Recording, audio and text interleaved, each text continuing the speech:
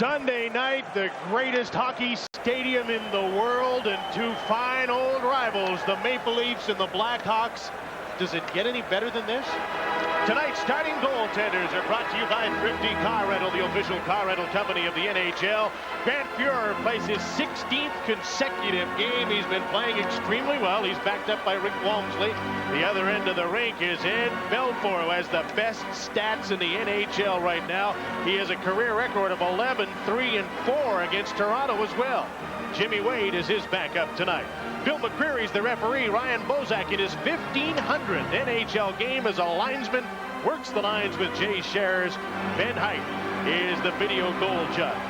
Peter Zezel and Jeremy Roenick are set to face off as the Leafs and Hawks play the second of a home-and-home series. The Hawks won 5-3 in Toronto last night. Zezel with Osborne and Berg in forechecking for Pat Burns. Toronto Maple Leafs playing against Roenick, Goulet, and Larmer, the #1 line for the Hawks. Steve Larmer in on the right side, watched by Sylvain Lefebvre, who's teamed with Bob Rouse. The Maple Leafs get possession and poke the puck back out to center. Chris Chelios playing defense with Frank Kuchera. And Kuchera sent the puck the length of the ice. Lefebvre is back to get it. There's an icing call against Chicago.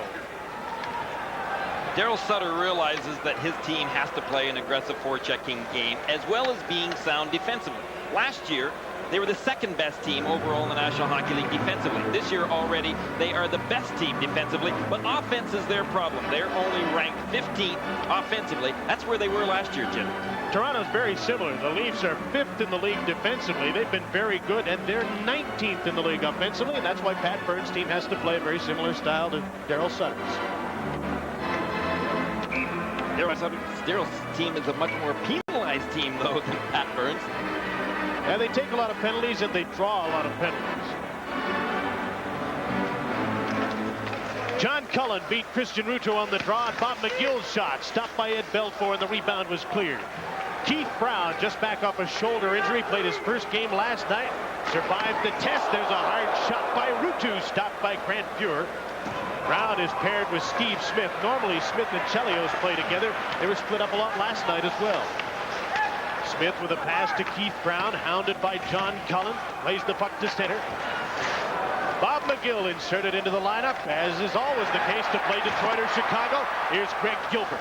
Number 14 dumps the puck to the inboards. He's joined now by Brent Sutter on this forward unit. And Chicago's in the midst of a line change and get lots of time to do it because the puck is out of play. An update from Tampa with John. And it is 1-0 Lightning leading the way, but Pat Elnuck goes to work for the Washington Capitals. Elnuck over for Mike Ridley. Ridley gets his 16th of the year, and it is 1-1. Washington and Tampa Bay in the second period in Florida. Must seem odd for the Tampa Bay Lightning to be home after all that time on the road. Greener. A long, long time on the road. Only 1 win, 8 losses. 9-game trip. San Jose's out on a 9-game trip right now. They've lost the first 5. Expansion teams get a tough time in their schedule as well. The Leafs' longest road trip this year is 4 games.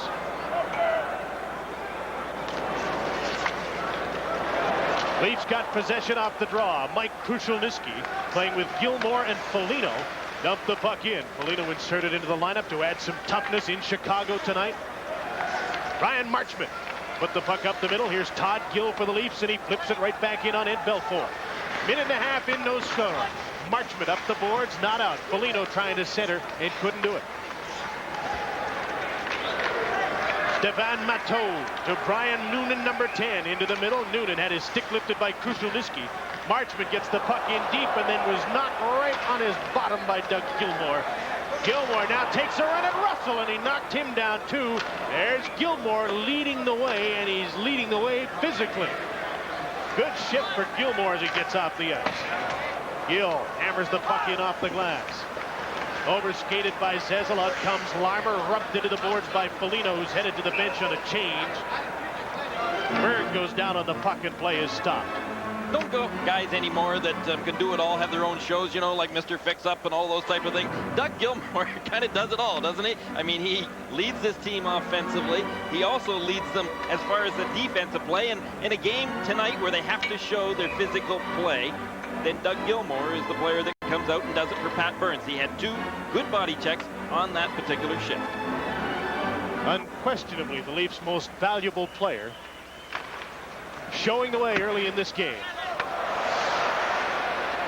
The Eagle had landed for just a second behind the net. Flat in his butt. Jeremy Roenick with a drop pass. Chelios shot. Big rebound, and that's taken in front of the net by Peter Zezel. Back the other way come the Maple Leafs. Phil Berg's long shot. Steered off the glass and out of play by Ed Belfour. Back to Tampa with John.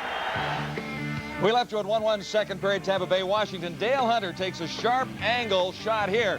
It deflects in past J.C. Bergeron. Paul McDermott gets credit for the goal. And quickly, the Capitals are out in front. Tampa Bay, 2-1 second period. Here in Chicago, here are the players who are not involved in tonight's game. Igor or Gary Kravchuk is injured. The other players are scratched by Daryl Sutter. The Maple Leafs are healthy and have decided to scratch these players. Piernoff and McElwain played last night, taken out of the lineup tonight for Foligno and McGill to get in.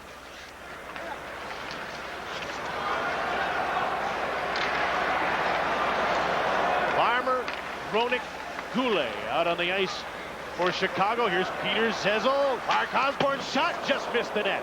Zezel centering pass, and he gave it away to Michel Goulet. Out with the puck to Steve Larmer. Larmer with 29 goals. That's the total he had all of last season. Scored an empty netter last night for his 400th career goal. Mark Osborne dumps the puck in for Toronto. Chris Chelios is back. On the boards for Frank Kuchera. 3:15 into the game, no score. Toronto and Chicago. Hasn't been a furious pace at the start of the game the way there usually is here. The guy they call Gramps, this hockey club, leading the way in scoring goals this season. There is number 400. He scored it last night in Toronto. Into an empty net. Playing in consecutive game number 849 tonight. 400 goals. Third in the Chicago all-time list behind Hull and Mikita. Such a nice guy off the ice. A lot of people, though, don't realize what an intense player on the bench and on the ice Steve Larmer is.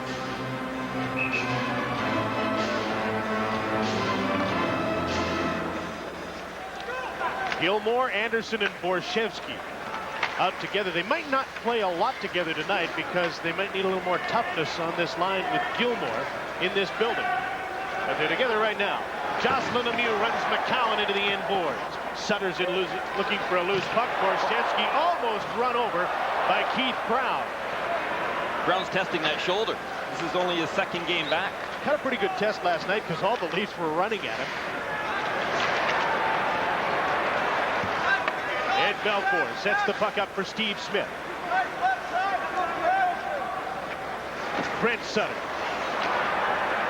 Rink wide for Jocelyn Lemieux. Stéphane Matteau is the third member of the Chicago forward unit that is now heading to the bench on a change.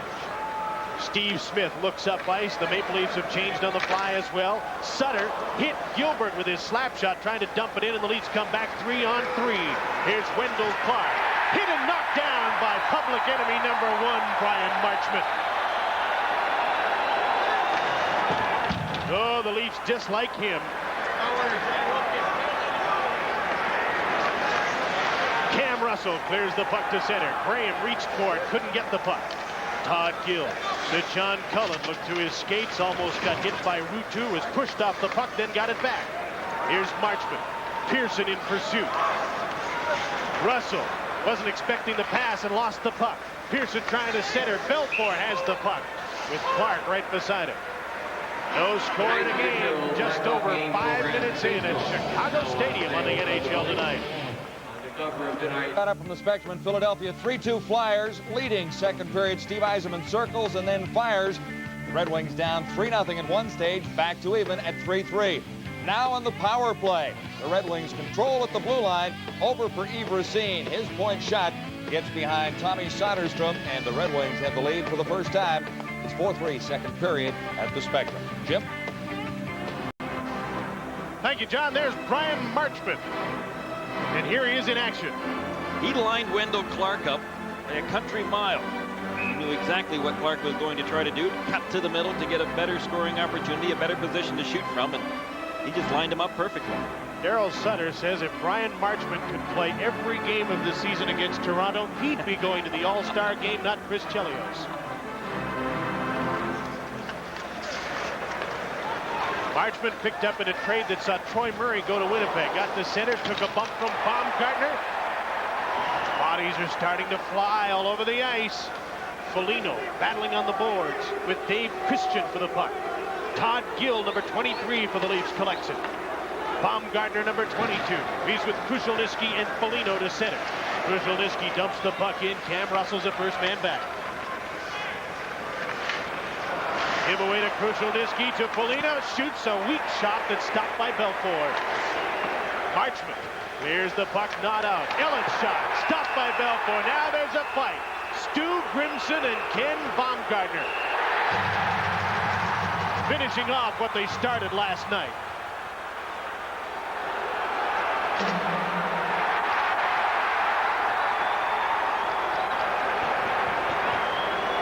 Bomber and the Grim Reaper.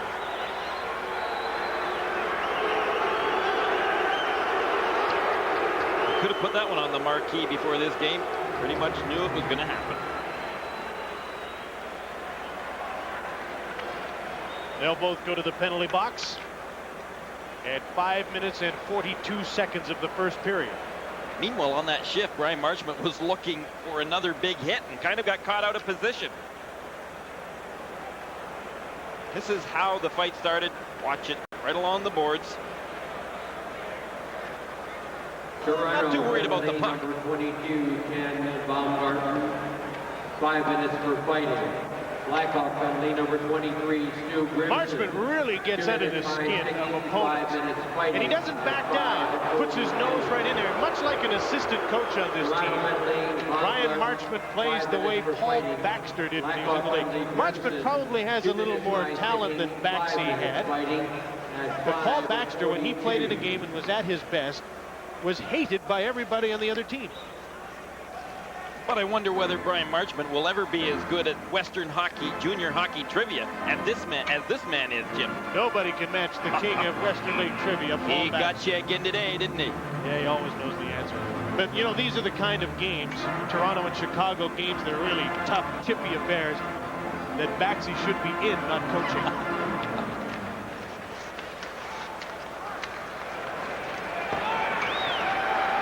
With expansion coming, you never know. Yeah. The money defensemen are making these days. And he really likes the way Brian Marchment plays, and that's not surprising, is it? No, not at all. He also likes the fact that Brian Marchment is playing at about 15 pounds lighter than he used to play at. It's improved his game. The extra penalty handed out here to Stu Grimson, so the Maple Leafs have a man advantage. And a power play that's worked very well for them and scored in each of its last 11 games. It features Cullen, Pearson, and Gilmore. Todd Gill and Dave Ellett are the point men. Cullen with a pass to Todd Gill. Pearson turned and shot, and the shot was blocked by Steve Smith. Gilmore behind the net for John Cullen. Larmer over to get the puck, and he cleared it. Larmer's a good penalty killer and has 4 shorthanded goals. Larmer's abilities at killing penalties and how he exceeds at it, mostly because of the fact he reads the play so well. He anticipates extremely well.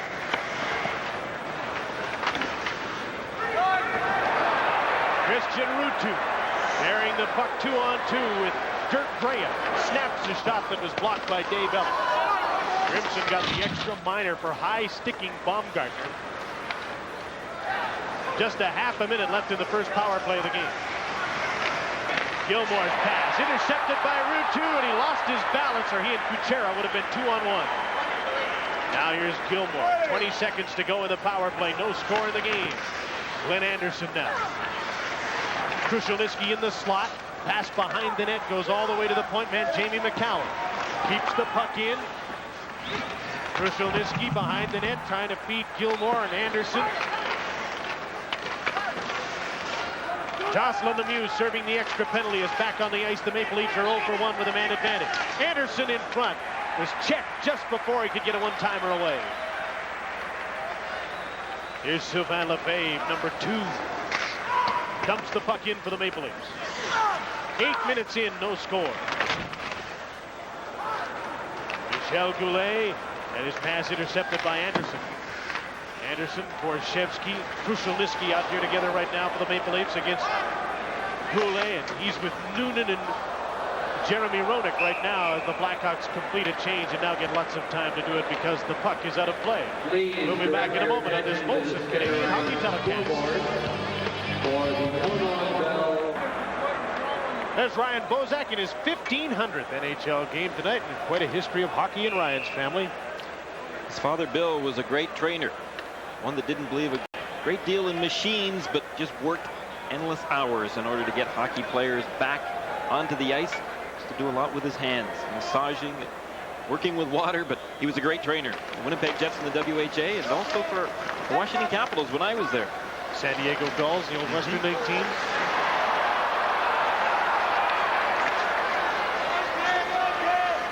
Peter Zezel with the puck in his own zone for Toronto. No score in this game. 8.5 minutes in. Play is stopped on a delayed offside call.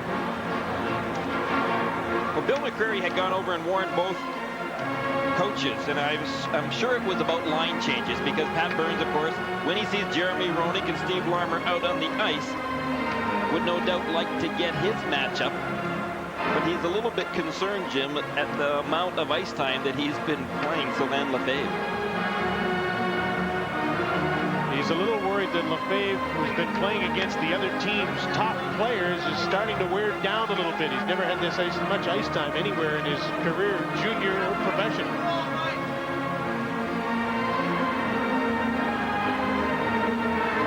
Lefebvre's on the ice now with Bob Rouse as a defensive pair playing against the Brent Sutter line with Brian Noonan and Stefan Matteau. Puck's out of play under the Maple Leaf bench.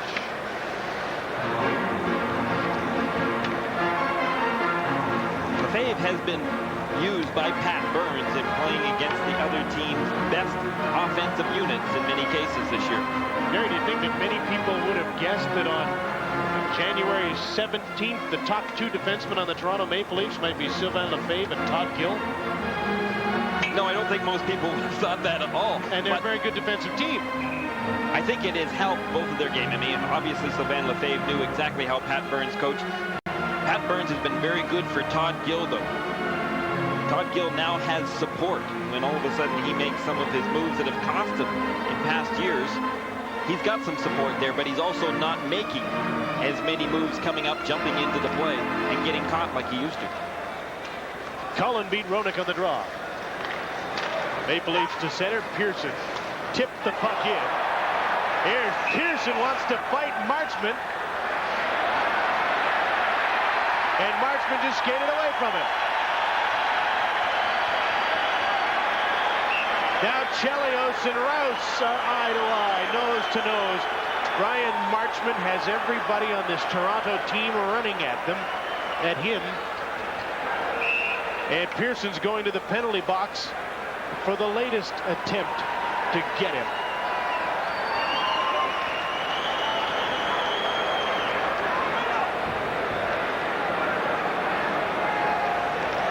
Well, Marchment, I think, got the Leafs a little upset, and in this case it was Pearson. Watch how low Marchment goes on Pearson at the red line.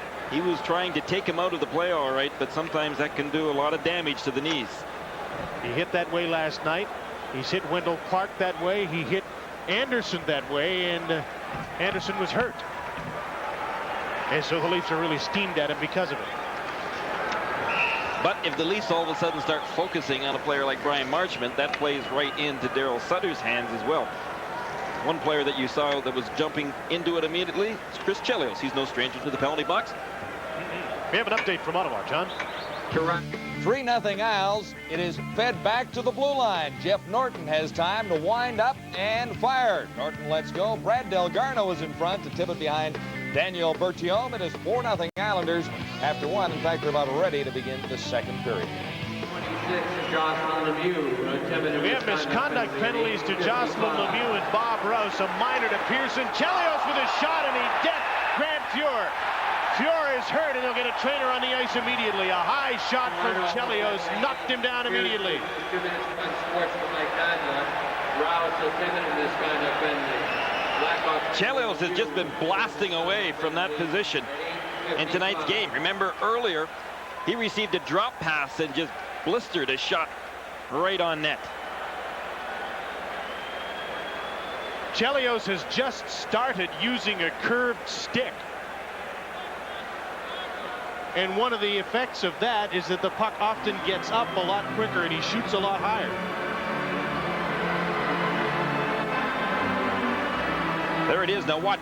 Can Grant Fuhr see it? There's no question that he can see it. Did it end up going off of a stick? Straight up and hit him in the face.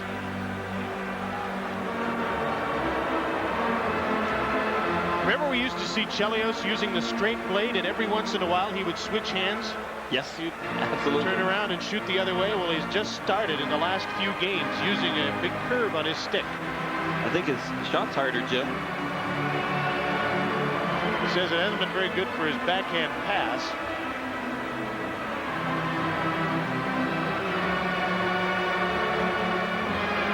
Oh, got him on the left shoulder, right at the top. He's shaking it off, and he's going to be all right. Lots of padding there, but that shot was coming probably at about 94, 95 miles an hour. That's what some of the harder shots are in the National Hockey League. Chelios in the Blackhawks version of the skills competition hit almost 98 miles an hour with his shot. Blackhawks are on a power play. They've struggled with the man advantage. They're 21st in the league. Chelios and Smith on the points.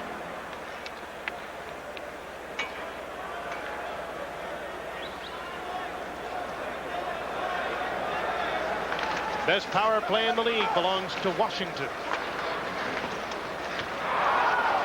And the Blackhawks need theirs to be better.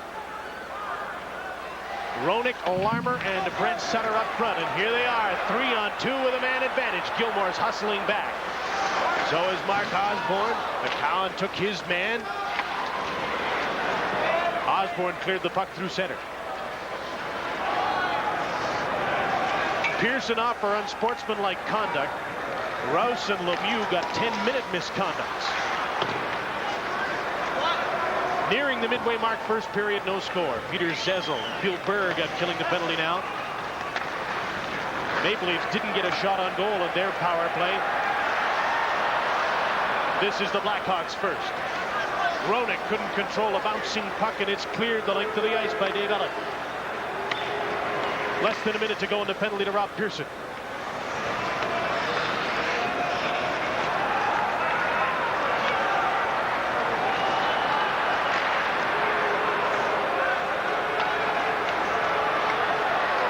Seconds to go in the penalty as Chelios dumps the puck in. Ryan Noonan after it. Here's Gilmore. Hacked that, but he moved the puck up the boards. Got it by Marchment to center. Marchment's even getting power play time now.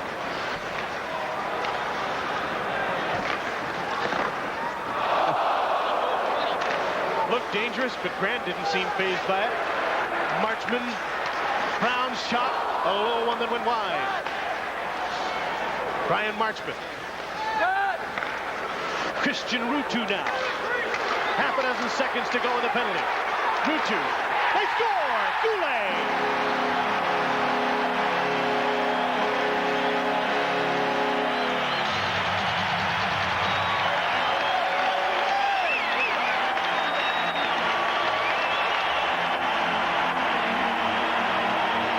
Well, watch Goulet.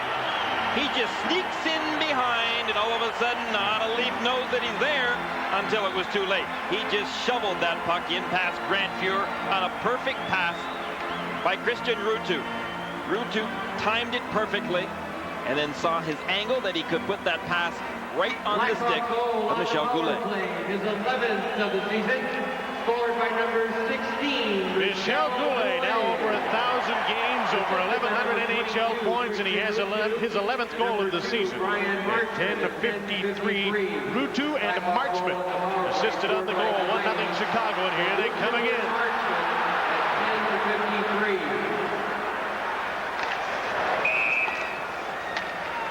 Brian Marchment is just racking up the points against the Leafs. 3 assists last night, another one tonight. You know, he had a penalty shot the other day against Tampa. He stepped out of the penalty box, and the puck was right there, so he had a breakaway. Somebody hauled him down, and he said he got the penalty shot, and he was so scared because the building here was going crazy. He said, I was white as a ghost. I was worried that I'd missed the net. He said, I almost got sick. Then he went in on the penalty shot. Thought, I'll shoot it, just make sure I get a shot on goal. But he deked, and he missed the net. He was pretty emotional when he was describing it as well. And he said, I've never been so humiliated.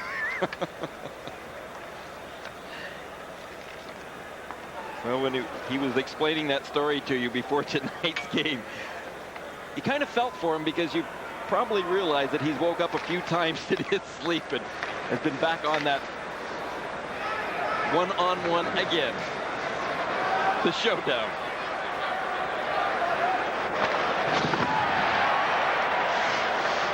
Steve Smith. There's Greg Gilbert. Dirk Graham is there as well. Gilbert on the inboards, working against Cullen. Jamie McCowan up the boards for Rob Pearson. He's checked by Dave Christian. Cullen comes up with the puck. McCowan moves up in the play. Dumps the puck in for Toronto. Hit Belfour's stick and bounced behind the net. Smith to Christian, bumped by Cullen. Greg Gilbert. Dirk Graham, and now Keith Brown moves up, dumps the puck in, and the Hawks change in the goal. 8 minutes to go in the first period. 1-0 Chicago.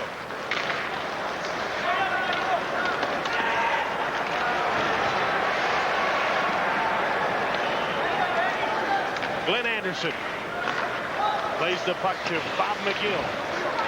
Off the glass, kept in by Brent Sutter. Krushelnyski's over to wrap him up. But Sutter's an old hand and working on the boards, and he battles hard against McGill. Referee tells them to move it, and finally the players do move the puck off the boards. McCowan to Borshevsky at center. His pass intercepted by Sutter, but he gave the puck away to Borshevsky. Chelios and Anderson's gloves up in his face. They look at each other. Chelios just invited Anderson to fight if he wanted to.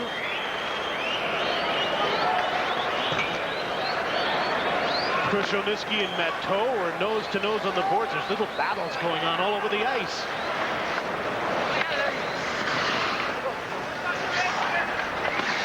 Chelios checked by Anderson. Frank Kuchera. Goulet. Wing wide to Larmer with Roenick. The pass gets to Goulet. Here they go. Finally, Chelios and Anderson. Unlikely combatants duking it out.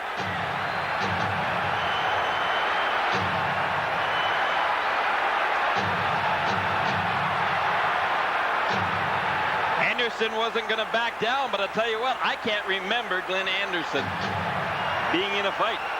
I know he has been, but I can't remember seeing one.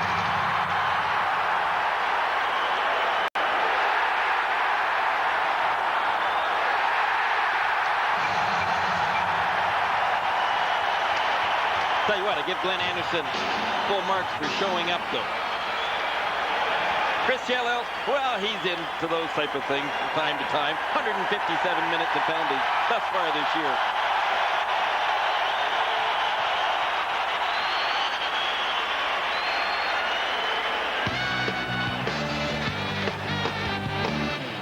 Off to Florida for this one. 2-1 Washington leading Tampa Bay late in the second. Tampa's Danton Cole intercepts an errant pass from Michael Pavanka. He's in all alone, shorthanded, and beats Don Beaupre. That makes it 2-2, and they're through 2 periods at Tampa Bay. The Lightning have come back. Thanks, John. 5-minute majors for fighting handed out here to Chelios and Anderson.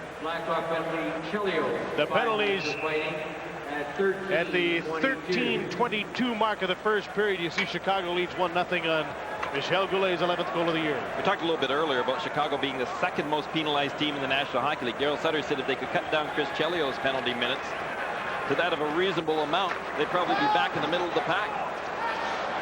He's got a lot of those minutes in misconduct, hasn't he?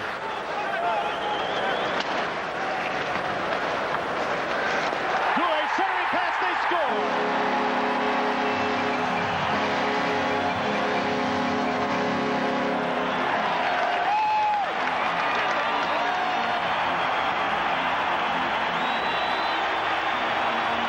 Was in front. Did he tip it in? I think so. Watch Goulet here. He just shovels that puck right towards the net. He knows that Roenick likes to go there, and Roenick finds the opportunity. Take a look at it from this angle. Now watch Roenick all of a sudden.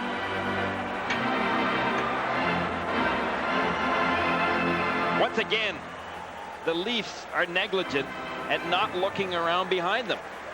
It did not go off of Roenick. It went off of Todd Gill's skate. Michel Goulet will have his second goal of the game. Deflected in off Todd Gill, and it's 2-0 Chicago.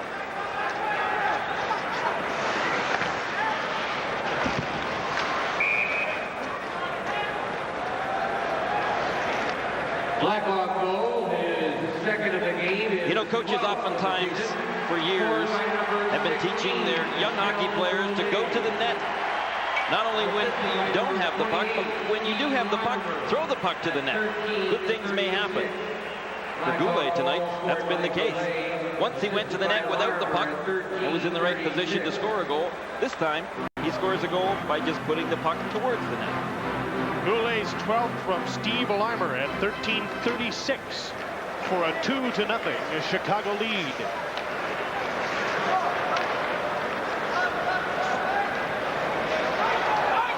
Marchment flips the puck in on Grant Fuhr.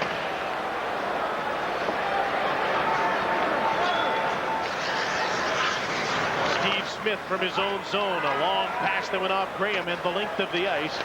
Allen touches it. There's an icing call against Chicago. Gilmore and Marchment were tangling again. Pat Burns last night thought that his team, well, he just wasn't pleased with their play, but he thought they were kind of circling the wagons.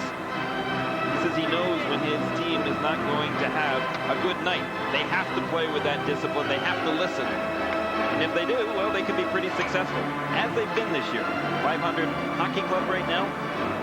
That's about as good as I think this hockey club is, Jim. That's just the progress that the Leafs, though, have been making. And when you have a little success, everybody wants a whole bunch more. Well, that's just not the way it is, though, in the league. Got a minor coming up. Christian Ruutu is going out for holding. And Toronto will go to the power play. And Pat Burns' power play has been very good in games of late, and he needs to be good here before this game gets out of hand. You know, you go back to after the first 10 games of the season, the Toronto Maple Leafs were 22nd in power play. 10 more after that, and they were still 21st. They have just picked things up considerably. There's the hooking. Holding the stick. But now Pat Burns is pretty confident that this team has the abilities to score on the power play and offensively. I think he keeps telling them that because he doesn't want them to think that they're just a defensive hockey team. 2 for 5 on the power play last night, 0 for 1 here tonight. Blackhawks in the middle of the pack, 8th in the league, killing penalties.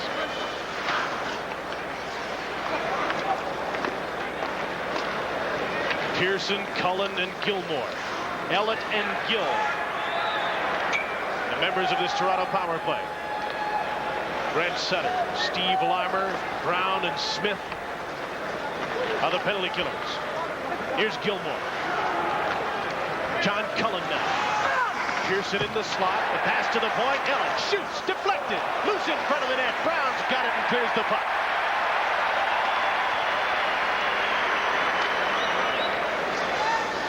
.45 seconds gone in the penalty. The minor to Christian Ruutu for holding the stick. Gill almost gave the puck away to Derek Graham. Goulet's pass out of the reach of Graham. That was one of those times that Todd Gill didn't have support, though. He was fortunate. Gilmore weaves up ice, cut by Graham. Turns. Lefebvre to Cullen. Can't set up Pearson in front of the net. Cam Russell to check Pearson. Lefebvre moves in to keep the puck in.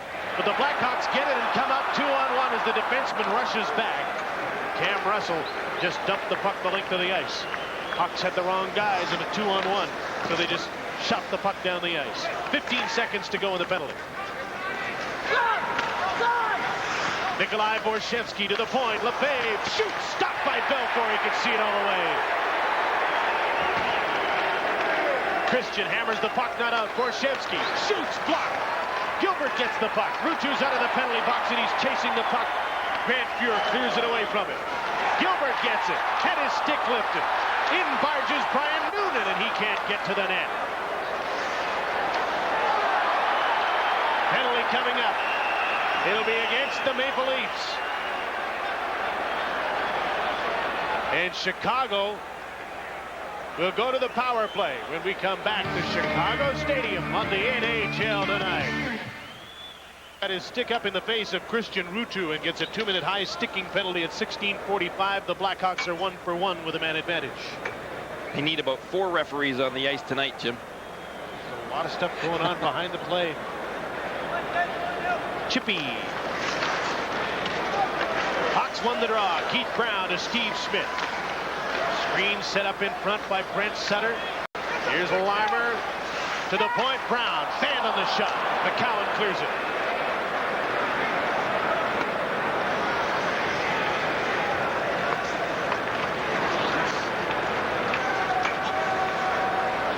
Brent Sutter dumps the puck in. Limer's in after. Takes Lefebvre out of the play. Hronek and Zezel pursue the puck. Now Smith back to the point. Screen shot blocked. Bill Berg got the puck to center. Penalty killers change here. 1:20 to go in Foligno's minor penalty. 2.5 to go first period. 2-0 Hawks. Osborne cleared the puck. It was the second power play unit that scored for the Hawks on their last man advantage. Goulet from Ruutu. Here's Christian Ruutu. Offside. With an update from Ottawa, here's John. It was 4-0 Islanders after 1. Now Sylvain Turgeon finds a loose puck and gets the Senators on the scoreboard. Turgeon gets the goal. It is 4-1 Islanders, leading the Ottawa Senators in the second period. You think Daryl's got his bucklocks ready tomorrow? Oh, yeah, probably does. He's heading off to Saskatoon.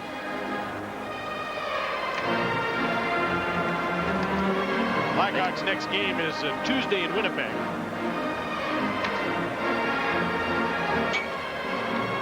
Tomorrow night, he'll go and watch Hartford play Winnipeg in Saskatoon. Little pre-scouting trip.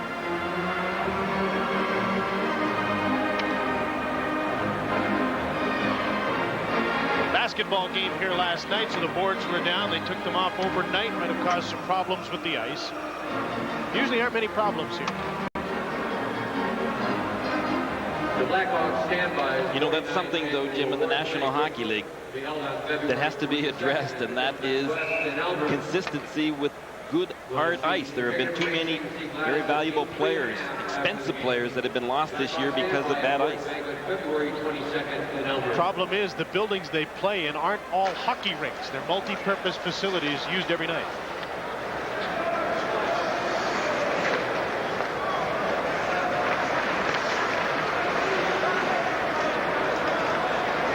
Last 45 seconds of a Blackhawk power play. Michel Goulet with 2 goals already dumps the puck in. Todd Gill there.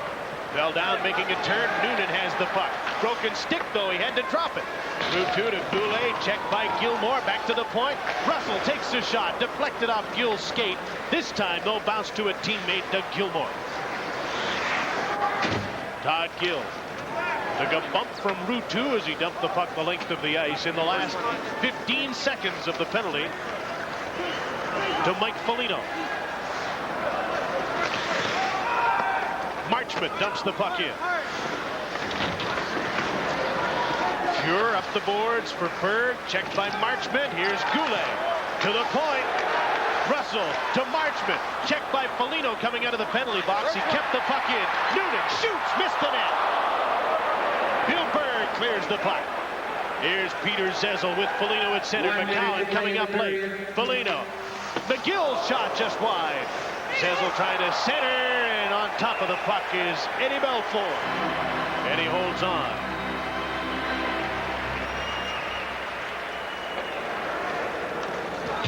Bob McGill had gone down to block a shot back in his own end zone, then raced up the ice with put him in tonight because he knows one thing for sure: how to play in this building. Big Daddy, his teammates call him, had his best 4 years in the NHL playing here.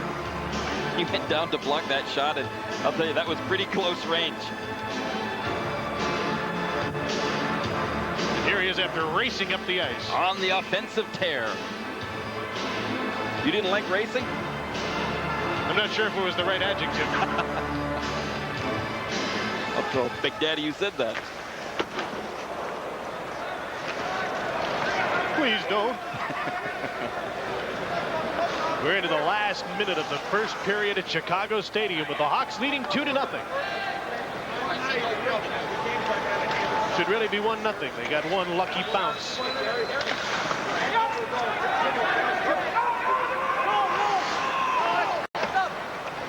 Steve Smith trying to clear the puck. Can't. John Cullen kept it in. Smith and Chelios and Anderson have served their fighting majors. Brent Sutter with 10 seconds to go in the period dumps the puck in. Graham takes Ellett into the boards. Cullen is back. Cullen to Gill, and he's out of time. First period has come to an end with Pat Burns and the Toronto Maple Leafs in a familiar position in Chicago anyway, down 2-0.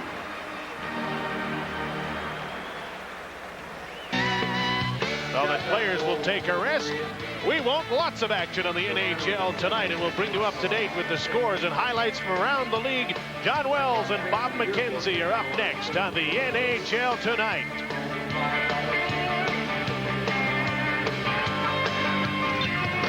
Period at the stadium in Chicago. Michel Goulet with his 11th of the year from Ruutu and Marchment at 10:53, and then Michel Goulet, his second of the night, 12th of the season. 520th career goal from Steve Larmer made it 2-0 for the Blackhawks to lead the Maple Leafs. Hawks also outshot the Leafs, or the Leafs outshot the Blackhawks, I should say, 7-6 in the first, but the Leafs do trail 2-0 after one. Jim? Grant Fuhr, you remember, took a hard shot from Chris Chelios off his left shoulder in the first period. He finished the period but has not come out for the second. And 33-year-old Rick Walmsley takes over. Here's the shot that felled Fuhr and has brought Walmsley into the game.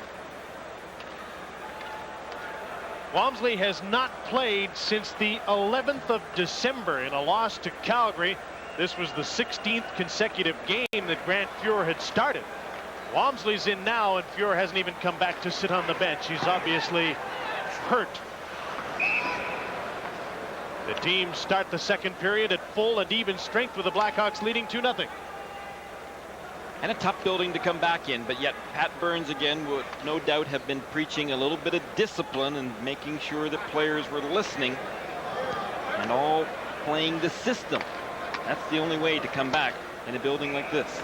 Well, the first goal was scored when an unsportsmanlike conduct penalty was being served. And the second goal was an unlucky one for the Leafs because it bounced in off a skate. So really, they haven't played that badly on the road. They've kept the shots down, and they're still very much in it. Zezel and Roenick to face off, and Zezel won the draw. Goulet, though, jumped out to get the puck, then fell down. There's a blast right on by Berg. Held on to by Ed Belfour.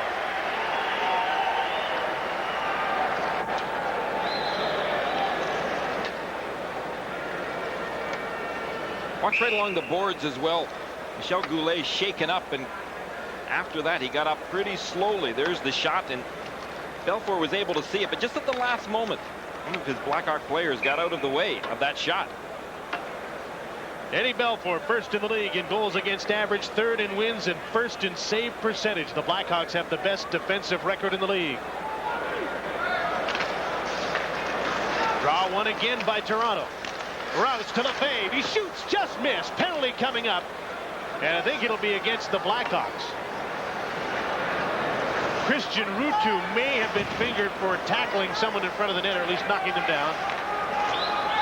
Walmsley's now headed to the bench for the extra attacker. Gilmour was headed for the net, but Anderson was offside, and now the penalty will be called.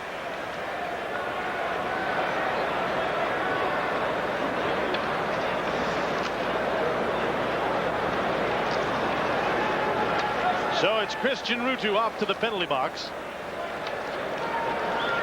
Tonight's game is brought to you in part by Wayne Gretzky's favorite pizza, Domino's Pizza. 2 minutes for high sticking at 36 seconds. Ruutu will have time for a snack. He's off for high sticking at 36 seconds into the second period. The second Blackhawk goal scored by Michel Goulet. It was Peter Zezel, the lead player in front. Steve Larmer, the number 27, Belfour, that Jeremy Ruutu was guilty 13-36. of harassing. The second Blackhawk goal scored by Goulet assists to Larmer and Roenick at 13-36.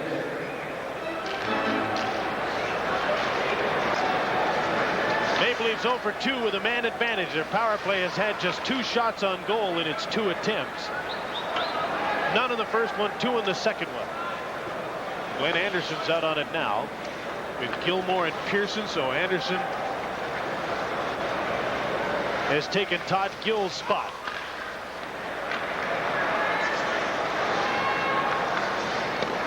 Gilmour to Pearson. Anderson passing his skates, tried to pull it up and he couldn't, poked away from it. Good play by Gilmour, though. He pulled 2 Blackhawk players over to him and then reversed the flow by going all the way back to the right wing side with the pass. Pearson can't get by Steve Smith. Dirk Graham's belted on the boards by Anderson. Chris Chelios now. Shot the puck the length of the ice. A minute gone and the penalty to Christian Ruutu. 2-0 Hawks early in the second period. Dave Ellett hammers the puck into the boards. Cullen overskated it. So did Borshevsky. Went back to get it.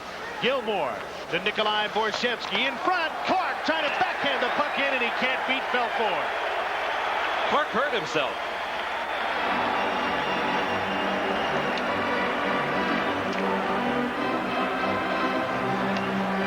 He was standing in front of the net. Now, did he get hit? I didn't think so. Well, let's watch it. Now, there's Clark. Look at the way that he turned. Might have wrenched his back when Chelios came in and spun him around. That's my thinking.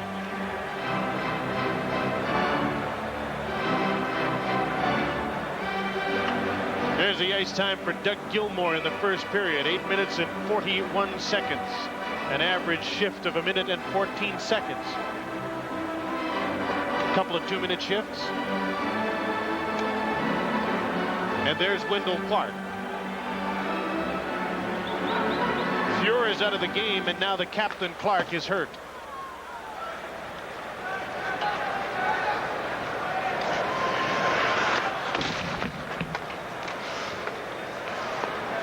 Half a minute to go in this Maple Leaf power play.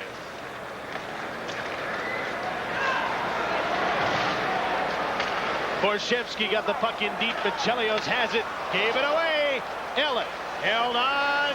Front of the net. Belfour's got it. Just covered the puck in time because Foligno was set to tap it into an open net.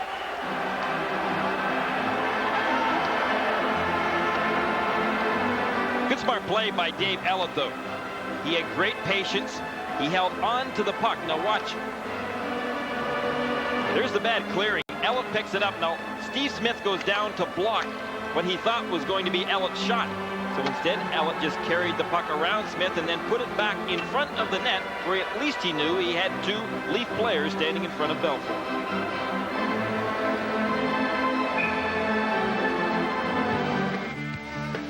Off to Tampa Bay, Caps and the Lightning. Third period, Pat Elnick. Wide open left side, beating J.C. Bergeron to give the Capitals a 3-2 advantage. They're in the third period there. Second period here and late in the Toronto Maple Leaf power play. They trailed 2-0. The puck was gloved ahead. Borshevsky just took a shot at Marchment, and now he'll get some help.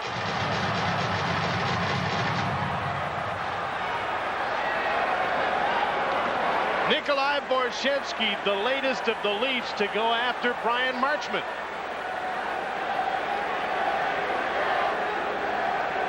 I think Marchment again was testing the Leafs, though.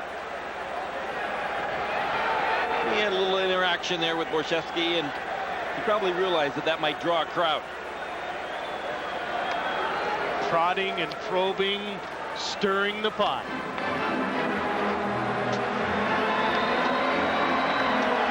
Let's go back, see how it started. Here's Borshevsky right there with the puck. Marchment just took him out nice and cleanly, but then Borshevsky came back and retaliated just a little, but that was enough to send his Leaf teammates over to Marchment. Toronto penalty number 71. And Mike Foligno gets the penalty. Foligno, 2 minutes for roughing.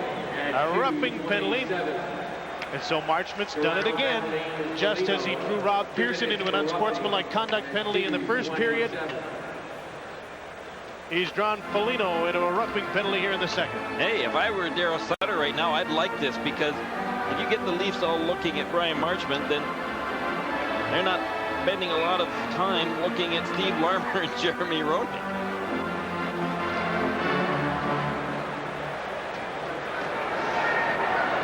.227 the time of the roughing minor. The teams will play 5 aside for 9 seconds. Then Ruutu's penalty expires, and Chicago will be on the power play. Shot in by Toronto. Gilmore's after the puck. Here's Ruutu back on the ice. Chicago has a man advantage. Now they'll get set up on the power play. They've scored once with a man advantage tonight. Goulet's first goal. Here's the Larmer. Off the inboards. Jamie McCowan now. Brent Sutter to Roenick and back to Larmer. Working against Gilmore on the boards. Gilmore goes down. And he's quickly back up again after he was checked by Larmer.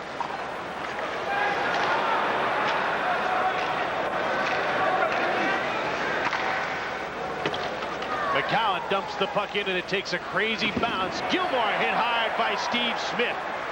Here's Jeremy Roenick. JR carries the puck, holds up on the board, feeds Chelios, he shoots, he scores!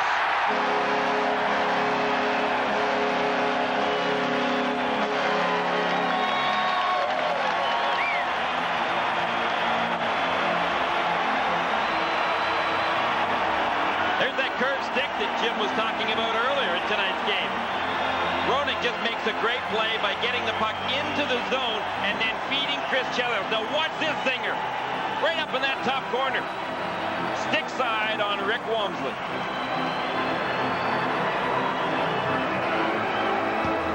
Not sure that his teammates that play in front of the net on the power play like that new curved stick, but it's certainly effective. Number 12 for Chelios, a power play goal at 3:27 of the second period and a 3-0 Hawk lead.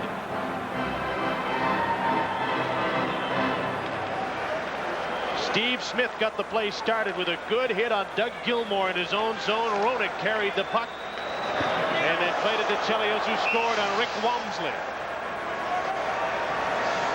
3-0 lead for the Hawks here. There's a tight game in Tampa with an update. Here again is John.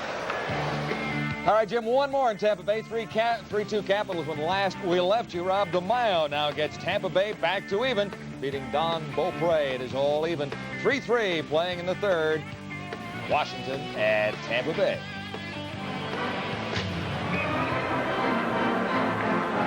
Pat Burns and the Maple Leafs have fallen behind 3-0. And once again, they've let Brian Marchment get under their skin, and it's hurting them. 2 power play goals on penalties induced by that pesky Marchment.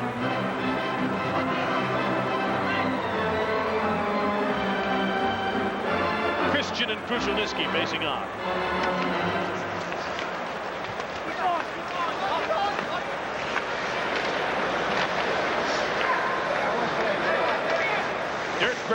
puts the puck in. He took a bump from Bob McGill when he did so.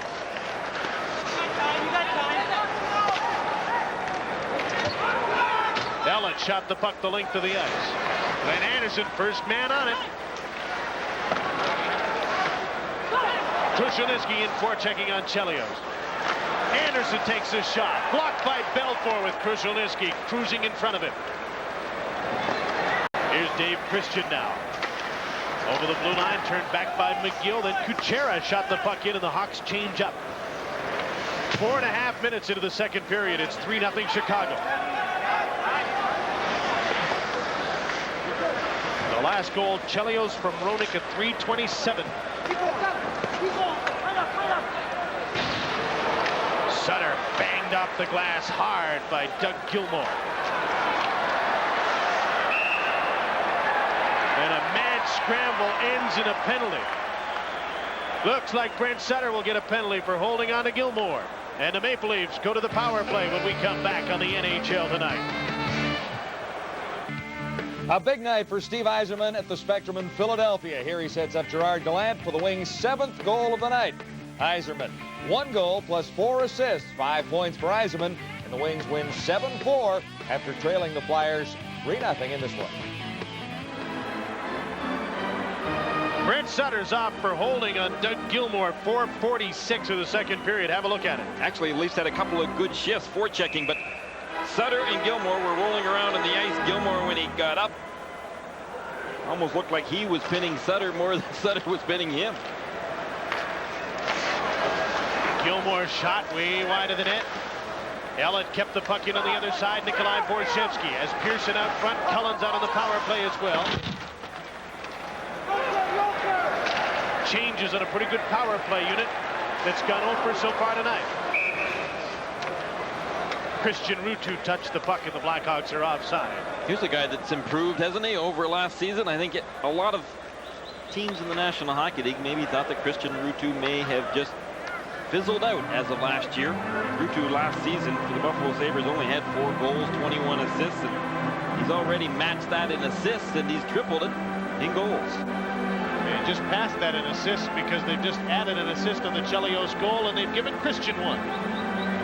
Daryl Sutter says he's really been pushed by his teammates, and the Blackhawks really rely on that. You have to go to work for the guy who's sitting in the stall next to you.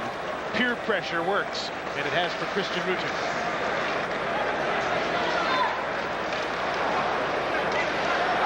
Nikolai Borshevsky to Rob Pearson. Gilmour alone in front. They can't get him the puck. Cleared by the Blackhawks with 1:15 seconds to go, and the penalty to Brent Sutter.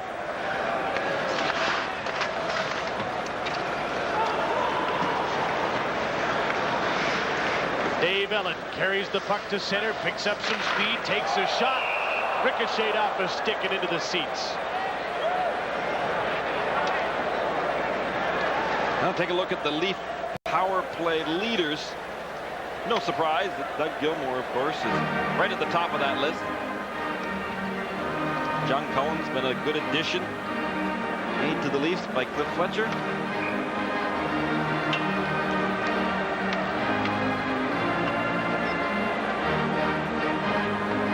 Gilmour's back on the point now with Ellen. Foligno, Krushelnyski, and Anderson up front. And Cullen, off the power play, sits on the bench.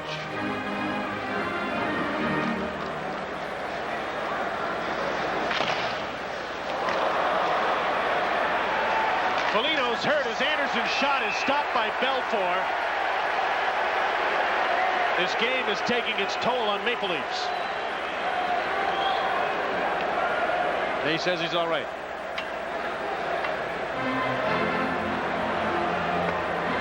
Watch what happened. I think it was right along the boards. Could it have been? Was it a stick or a puck? Watch here. Either caught himself on the glass, or did that puck bounce off of him? Might have been the puck. Guess who was holding him to the glass when Brown cleared it? Let's take a look right here. Marchman definitely had him pinned, but I think that puck may have grazed his cheek.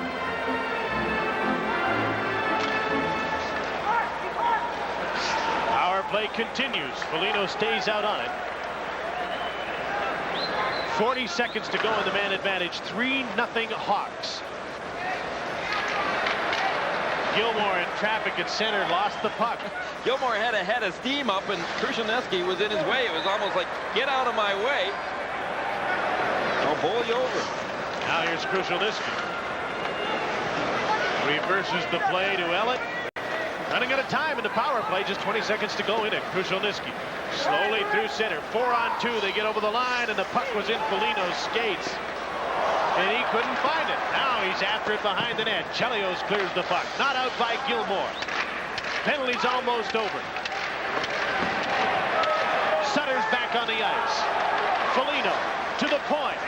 There's the shot by McGill, deflected up off the glass. Chelios whacks at the puck, gets it in the air, and out of play. So the Maple Leafs have now gone 0 for 4 with a man advantage. The power play has really moved up in the league, but it's taking a beating tonight.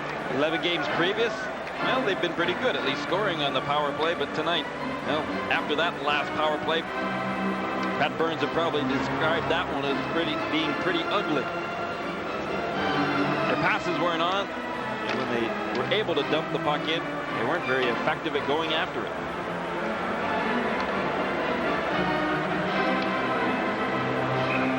Steve Smith has logged a fair amount of ice time tonight, and one thing that Daryl Sutter has on hand is some good depth in his defense. Sure does.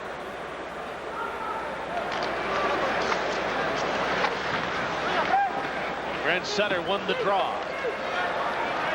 And now he's carrying the puck to center. He's with Grimson and Lemieux, and he took a high shot in on Rick Walmsley. He's taken over for Grant Fuhrer, who was hurt in the first, played the first period, but hasn't come out for the second.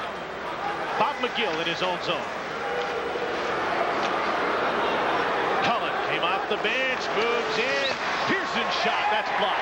I think that Osborne had took the shot as the net was knocked off by Berg and Brown, and they push and shove.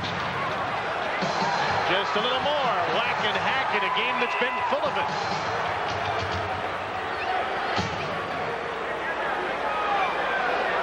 How did Stu Grimson appear in the middle of that? Yeah, I mean, you wouldn't have expected that at all, would you?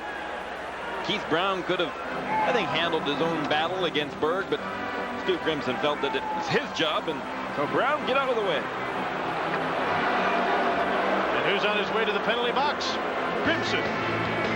We'll be back right after this.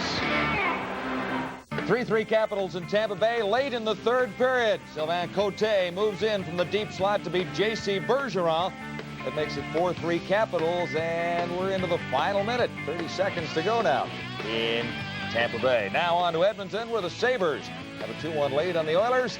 Presley and Sutton scored for Buffalo. Corson for the Oilers. They're in the third period at Northlands. Jim? Stu Grimson is off for roughing here, 7:29 of the second period. It was a good call. There was no reason for Grimson to get into it. I don't think that Brown and Berg were going to.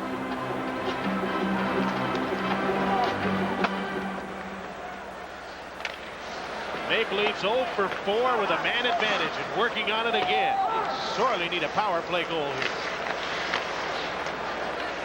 Gilmore at the point. Ellen's shot. Belfort kicked it out.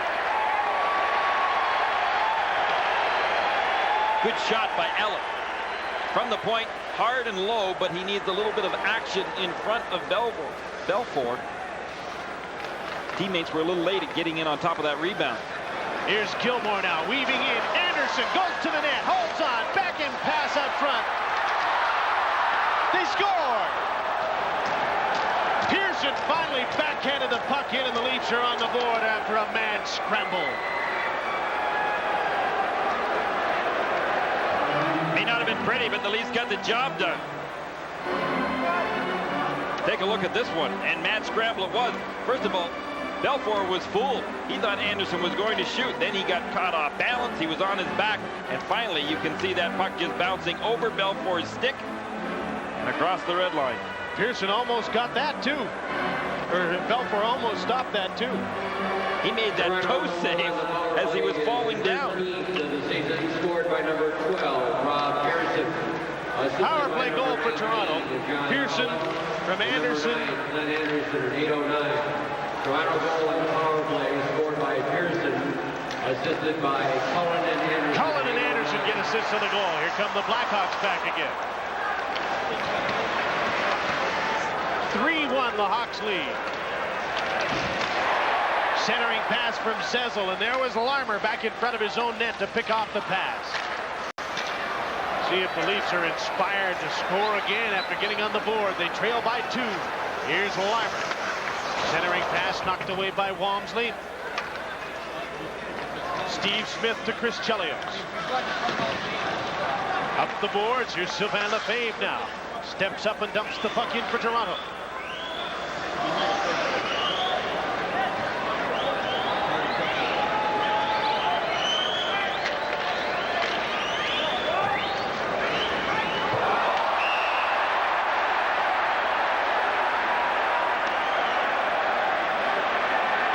The bench is Bob McGill and Stepan Matteau, and McGill's going to get a penalty.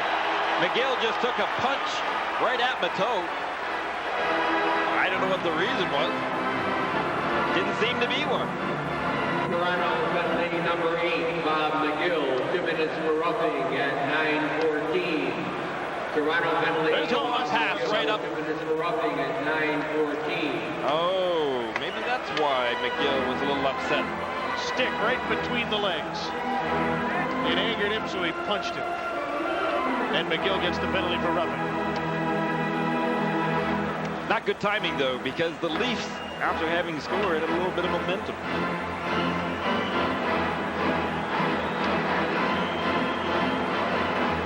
Chicago's power play, you can see, is 2 for 3. And we'll get a 4th opportunity here. Now 58 minutes in penalties handed out by Bill McCreary in this game. He must have known he'd be busy tonight.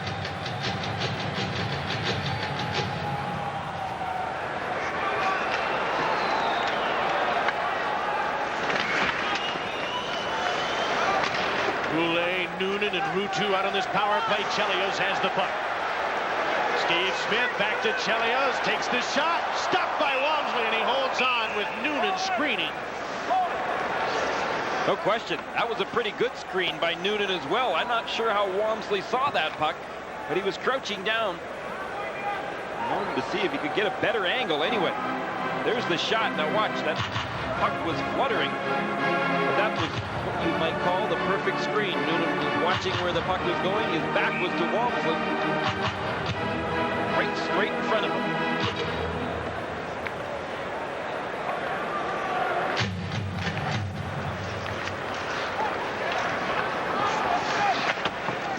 Jamie McCowan rings the puck around the boards and down the ice. Smith almost lost the puck to the forechecking Mark Osborne. Here's Christian Ruutu. Races in over the blue line. Now gets a chance to set up. Chelios over to Smith. Screen shot. Deflected in front off 2 sets of skates. And then is cleared by Osborne.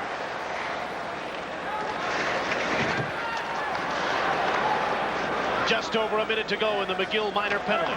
We've passed the midway mark. 2nd period. It's Hawks 3, Leafs 1.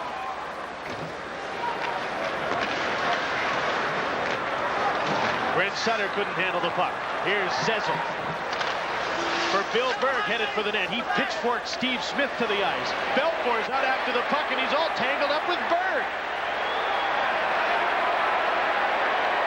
And he wants his stick before he goes back.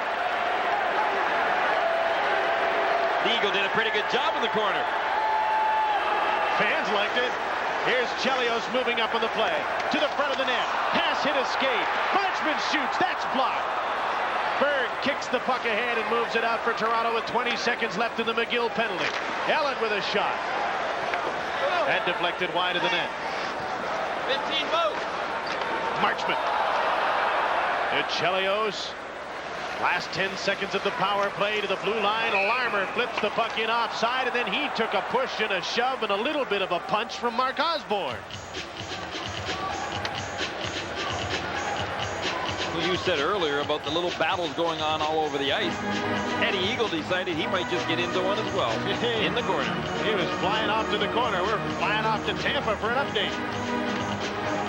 And it's over in Florida, Jim. Kelly Miller gets his 13th of the year. This one into an empty net. That makes the final 5-3 for the Capitals. And for the Tampa Bay Lightning, this is 5 straight losses. Miller's 13th finishes things off at 1953. Final 5-3.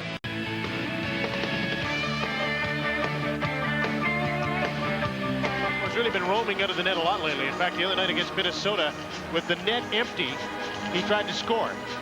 And he almost did. He missed it by that much. I'll tell you what, it's all right when you go out, you can make things happen, but sometimes coaches, and Daryl Sutter might just be telling the Eagle to stay back in his nest because it could be a little dangerous out there. He's on a roll. You don't want to mess him up. McGill's out of the penalty box. Blackhawks 2 for 4 with a man advantage tonight, leading 3-1. Dirk Graham's centering pass went right to the net. Walmsley kicked it aside.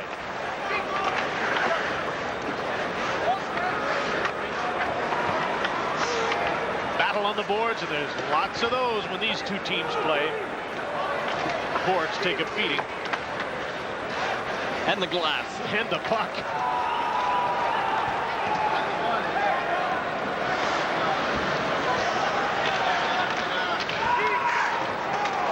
Lemieux and Baumgartner, two solid players, met at center ice. Neither gave very much. When you play in this building, there's a lot of ringing around the boards and shoot her high off the glass. Here's Elliott moving in, takes a shot. The Eagles stopped that. Flinched a little and he held on and he came up swinging at Baumgartner. Mateau has tied up Baumgartner, and he wanted into the middle of that too. Bill McCreary made sure that the Eagle went back to his crease. You're right, he was ready to get right into it.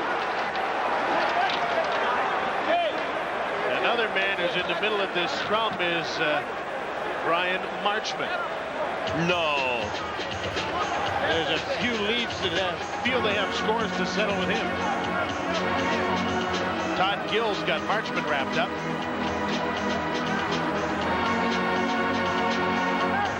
Yeah, you're right. There's been a lot of Leafs that tonight have kind of been singing, "I've got eyes for you," and that's been for Brian Marchment right from the very start of tonight's hockey game. They've watched him closely. Mateau and Baumgartner are now in the penalty box, and that should end all of this nonsense. We'll be back right after this. Again with Ken Baumgartner going to the net and giving Belfort a little tap after he made a save. Continues to rage. Todd Gill and Jocelyn Lemieux are now apparently going to get penalties, as well as Stefan Mateau and Ken Baumgartner. And when things heat up here in the Chicago Stadium, the Leafs are without one of their tougher players. Wendell Clark has still not come back into the game. Probably won't. He's undressed and appears to have a rib cage injury. It all twisted around when checked in front of the net. It looked like that's when he hurt himself. We have time for another update. One more goal for the Oilers in Edmonton. Kelly Buchberger has the Oilers back to even with the Buffalo Sabres. It is 2-2. They're in the third period at Northlands Coliseum. Jim? If Buffalo ever gets its road game together, Sabres would be great. You know, in the same number of games, they've scored 49 more goals at home than they have on the road. Maybe not quite hard enough when they go on the road. Need to be a little bit tougher. Home ice advantage will be important to them. But the way that LaFontaine and McGillney are playing, though, they're a couple of tough offensive players to stop. In any building. Yeah, absolutely. Okay, we're going to be able to get on with this now. Bill McCreary has done the paperwork. He sent the players off. Next week, we'll be back here. Sunday Night Hockey in Chicago's a tradition, and we're glad to be a part of it next week when the Vancouver Canucks and the Blackhawks play. Kirk McLean will probably play goal in that game, but not in the All-Star game. It's hard for me to imagine how Kirk McLean was left off an All-Star team that features 3 goalies. I don't think he's just one of the best 6 goalies in the NHL, and there are 6 in the All-Star game. They may have overlooked the best goalie in the league. Can't disagree with you. I've got no rebuttal, and I would like to hear an explanation probably for those that chose everyone else ahead of Kirk McLean. Canucks should give him his all-star bonus anyway. Number 32, Stefan Matteau. Pat Quinn probably doesn't mind giving him extra time off, or seeing him get the time off. 6, Jocelyn Lemieux, 2 minutes for unsportsmanlike conduct. And number 2, Brian Marchment. Looks like the extra penalty here is going to Stefan Matteau. As it should. He got it all started by going after Baumgartner. Gill, 2 minutes for unsportsmanlike conduct. Blackhawk penalties, Matteau, 4 minutes for roughing. Lemieux, 2 minutes for unsportsmanlike conduct. And Marchment, a 10-minute misconduct penalty, all at 12. Marchment has a 10-minute misconduct, so he's out of this game for the duration of the second period. And a whole pile of unsportsmanlike conduct penalties as well. Steve Smith got his stick up right around the rib cage of Rob Pearson. I thought for a moment that Bill McCreary was going to call it.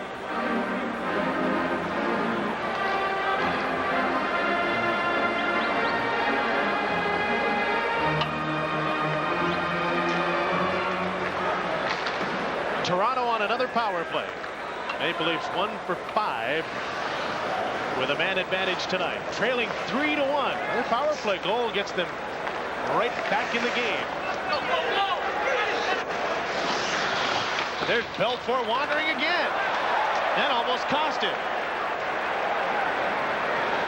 Maybe Darryl should heed your advice. Back in the nest, Eagle. Tie him in there. Put a ball and chain on him. Here's Doug Gilmour. Drop pass to Pearson. He shoots. Stopped by Belfour.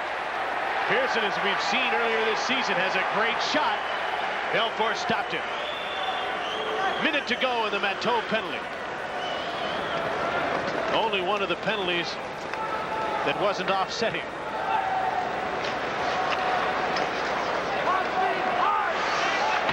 Cullen bounced off Steve Smith. Anderson out of the corner, trying to get to the front of the net. He can't. Smith up the boards. Dirk Graham moves the puck out. It's a 2-on-1. Chelios with Ruutu on Gilmour. Chelios faked the shot. Ruutu fell down. And then a weak shot was stopped by Walmsley, who gave Chelios a wee hack. Here's John Cullen with room. Shoots. Nice save by Belfour, kicking out his right leg. Bouncing puck to center. 15 seconds to go in this Maple Leaf man advantage. Cam Russell hammers the puck down the ice. I'm glad you reminded me there was a penalty because there's been action at both ends. Here's Nikolai Borshevsky bouncing the puck off the inboards. Foligno trying to stuff it in. Bowls over Belfour, and this should ought to draw another crowd, shouldn't it? Well, he didn't stuff the puck in, but I think he stuffed Belfour in. Well, this is pretty wild here at Chicago Stadium. Back and forth. Now Foligno's getting up and not too pleased. Some of the treatment he was given. I think maybe Chelios got in there. Foligno's hot. Chelios can be an aggravating kind of guy on the ice, can he? Chelios' personality comes out on the ice in the forms of his antagonistic way that he played. But you know something? I don't think you can tell Chris Chelios that he can't play the way that he does, which would end up, well, meaning that he would be on the ice more, available to you more, not in the penalty box as much, but probably not as intense.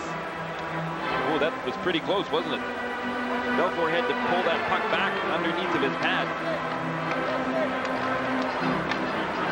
By the way, for those of you scoring at home, the penalties that were handed out had Baumgartner off for roughing. Matteau got 2-minute roughing penalties. Marchment a 10-minute misconduct. Lemieux and McGill unsportsmanlike conduct penalties. So Marchment's gone for a little while, and Matteau still has, no, he has no more time to serve in the first of his 2-minute minors. And the power play is over for Toronto. They're 1 for 6 with a man advantage. Jeremy Roenick. Bumped by Osborne, made a play behind the net though. Here's Larmer trying to come out on the right wing. Stopped by Mark Osborne. Zezel barreled into Roenick. But Roenick comes out with the puck and leads a 3-on-2 to center. Michel Goulet takes a shot. Walmsley the save, and Larmer was mugged. Larmer, after the rebound, was knocked down by Peter Zezel, who will go off for hooking, and the Blackhawks go to the power play as these teams swap man advantages at Chicago Stadium on the NHL tonight. Toronto penalty. Hawks would have been 4-1 had Zezel not hooked Steve Larmer to the ice. Which is a good penalty. Watch. Now, in all due credit to Walmsley, he was beat cold on that one. Steve Larmer would have hammered that puck right into the empty net had Peter Zezel not pulled him down. How could there ever be a good penalty? Well, that was one. Somebody made a mistake to let him loose. Absolutely, but Zezel took a good penalty. Chelios takes a shot. Crazy bounces. It was like a pinball in front of the net, but it stayed out. And Ellen cleared the puck the length of the ice. Half a minute gone in Zezel's good penalty. Larmer. Roenick. Prince Sutter's in front of the net, but the Maple Leafs have the puck shorthanded. Rushelnyski and McCowan move up the ice. Flipped in on Ed Belfort. Rushelnyski's right there. Ed wanted to go for skate again.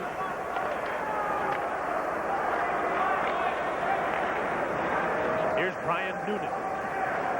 Slipped by his tech to the point. Now Chelios to Smith. Makes the shot. Gets it back from Goulet. Michel Goulet. Shoots, scores!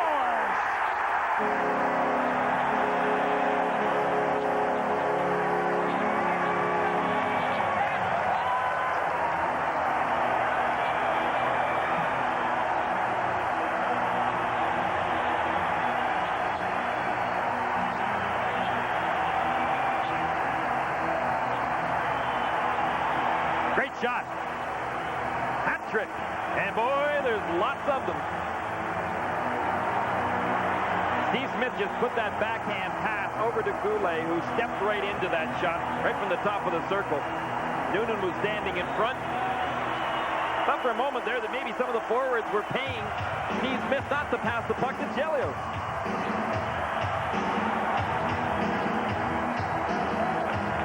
This is a time-honored tradition, and nowhere is it celebrated more than in Chicago.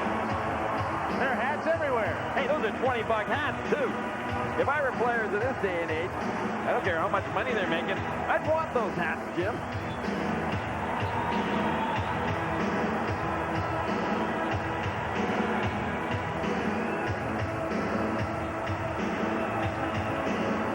You know something, that's about as fast as I've ever seen any of the ice crew come out on the ice to get the hats, too. I think they get to keep them. That's the deal. Yeah, I'd watch carefully. I think some of them might show up as prizes at a Viking Alberta hockey school this summer. Scored by number 16, Michel Goulet. I'll tell you what, that puck was no more in the net. And the end boards opened up, and out came about a half a dozen of these guys to collect the hats. Second hat trick of the season, the 16th hat trick of his NHL. Second hat trick of the year and the 16th in the career of Michel Goulet.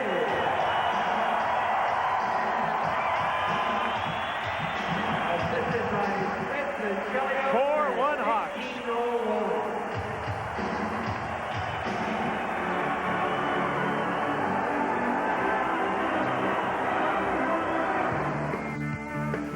The Islanders are scoring in bunches in Ottawa. 6-2 Islanders leading the Senators as we pick it up. The backhand and the save, but the rebound comes out to Nick Vukota, who adds one more to the Islanders total. Late in the third period, the Islanders lead the Ottawa Senators 7-2 in overtime. In Edmonton, it is 3-2. Oilers leading Buffalo and beating Buffalo 25 seconds into overtime. 4-1 Chicago here. Goulet has 3. 16th career hat trick, 15th goal from Chelios and Smith at 16:01. A power play goal, and there have been 3 of them for the Hawks tonight.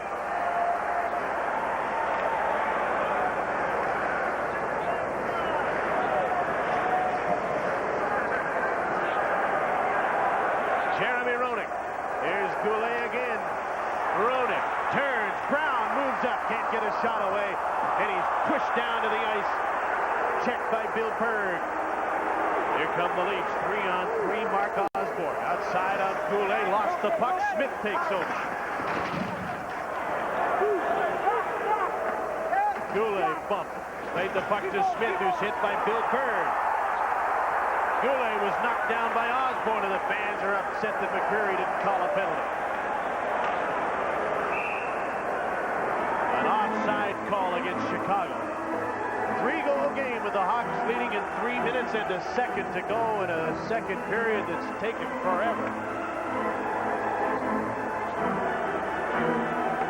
Pretty good smile on the face of Michel Goulet, but none from the coaches yet, Jim. You've got 16-40, 14-10 in the pool? 14-13, third period. Okay.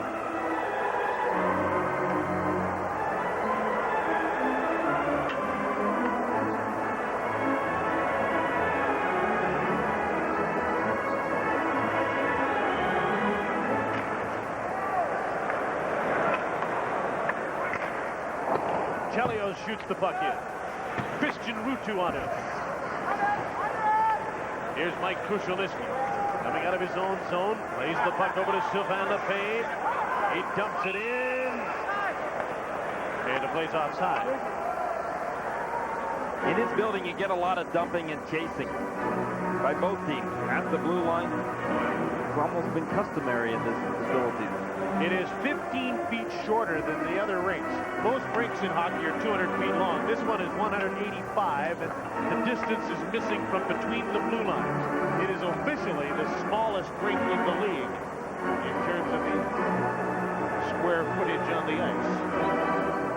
Well, they're not bringing the organ to the new building, and they're obviously not bringing the small ice surface to the new building either. That's interesting because it'll make a difference for the Hawks. They're a great forechecking team, and that has to do with the fact that you can get to the corners a heck of a lot quicker in this building than in some others. And they also practice in this building a lot. Unlike some teams who, well, take the New York Rangers, for example, who never practice in their own building, Madison Square Garden, only play in it. The Chicago Blackhawks practice in this building a great deal through the season.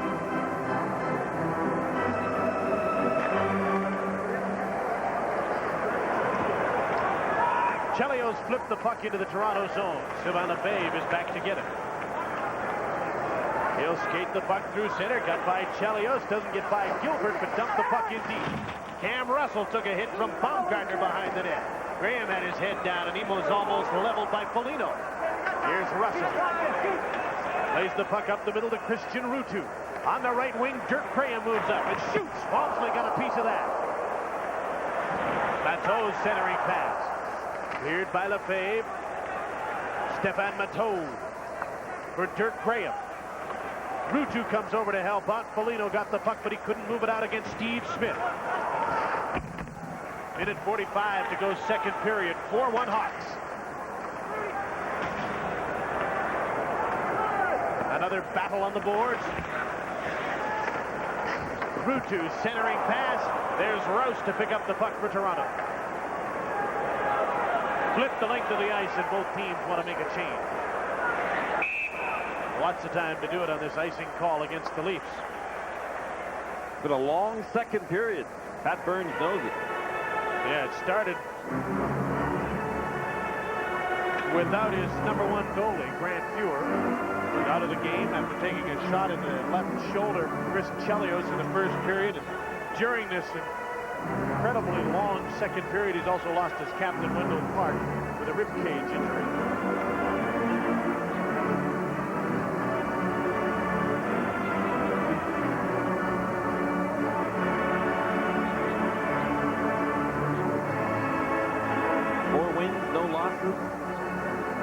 Two ties.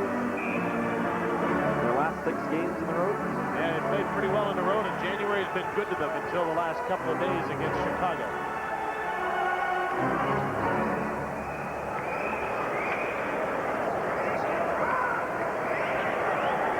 Brown beat Anderson to the puck. Steve Smith. Ryan Noonan into the middle to Brent Sutter. Change center and fires the puck in. Sutter stays on it. Slipped by Anderson, but couldn't get the puck. Todd Gill out of his own zone now. John Cullen at center. Drop pass to Gill. He shoots over top of the net. Last minute of play in the second period. 4-1 Chicago.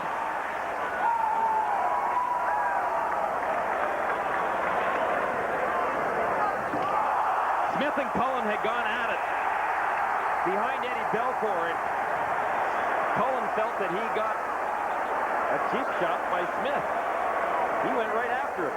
As soon as Smith threw a punch at Cullen, the other bodies came flying through the air to join into the fray.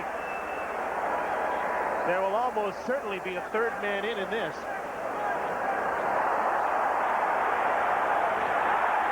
Anderson was just pushed in by Matteau, and he's trying to wade into the middle of this dangerously. Skates on, barreling into the middle of a pile like that.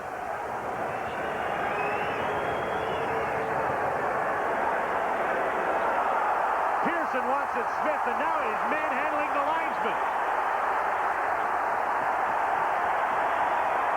Is that abuse of an official? Sure looked like it. Cullen's trying to get his equipment off so he can tie up somebody, and now he's taking shots at Smith from behind. Cullen started pounding on the back of Steve Smith's head. Boy, there's some guys who really lost it in this one.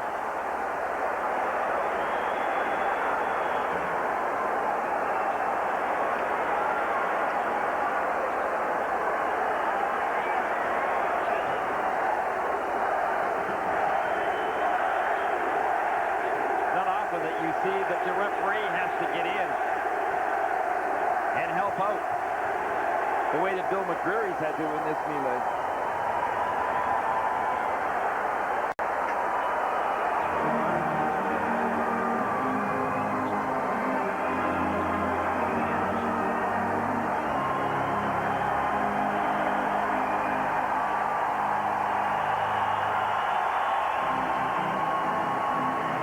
At the bench really manhandled Jay Sherrod, the linesman. Threw him around. Now he has some words for the Chicago bench.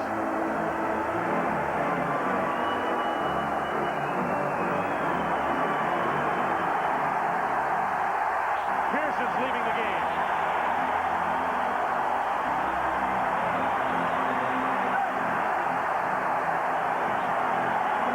Pearson thinks Sherrod gave him a push.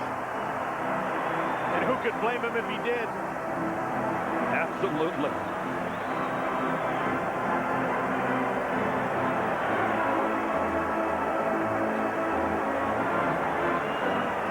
I think we were in this building once last year, were we not? When was it the Grim Reaper that kind of lost it that night? He did.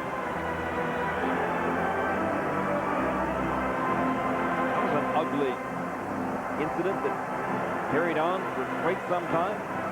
This is the 6th game between these Norris Division rivals this season, the second in as many nights, and you can tell they're a little testy with each other, and that's understating the fact. It'll be interesting to see what McCreary calls here, though, because Smith and Cullen started to go at it. Because it was Smith against Cullen, there are a couple of leads that dove right into the pile early, and then everybody wanted Smith.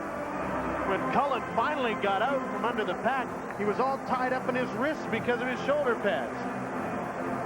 Watch this. This is how it all started. Right here. Oh, Smith just dropped him. Now, Cullen, when he got up, he was absolutely after one guy and one guy only, and that's Steve Smith. So a sucker punch by Smith behind the net. Cullen returned the favor, and then they fought. And Pearson was the first man in, and he'll be tossed for that.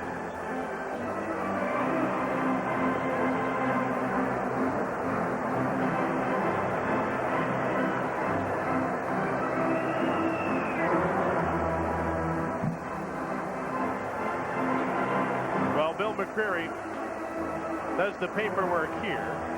And this may have already happened tonight, but maybe not.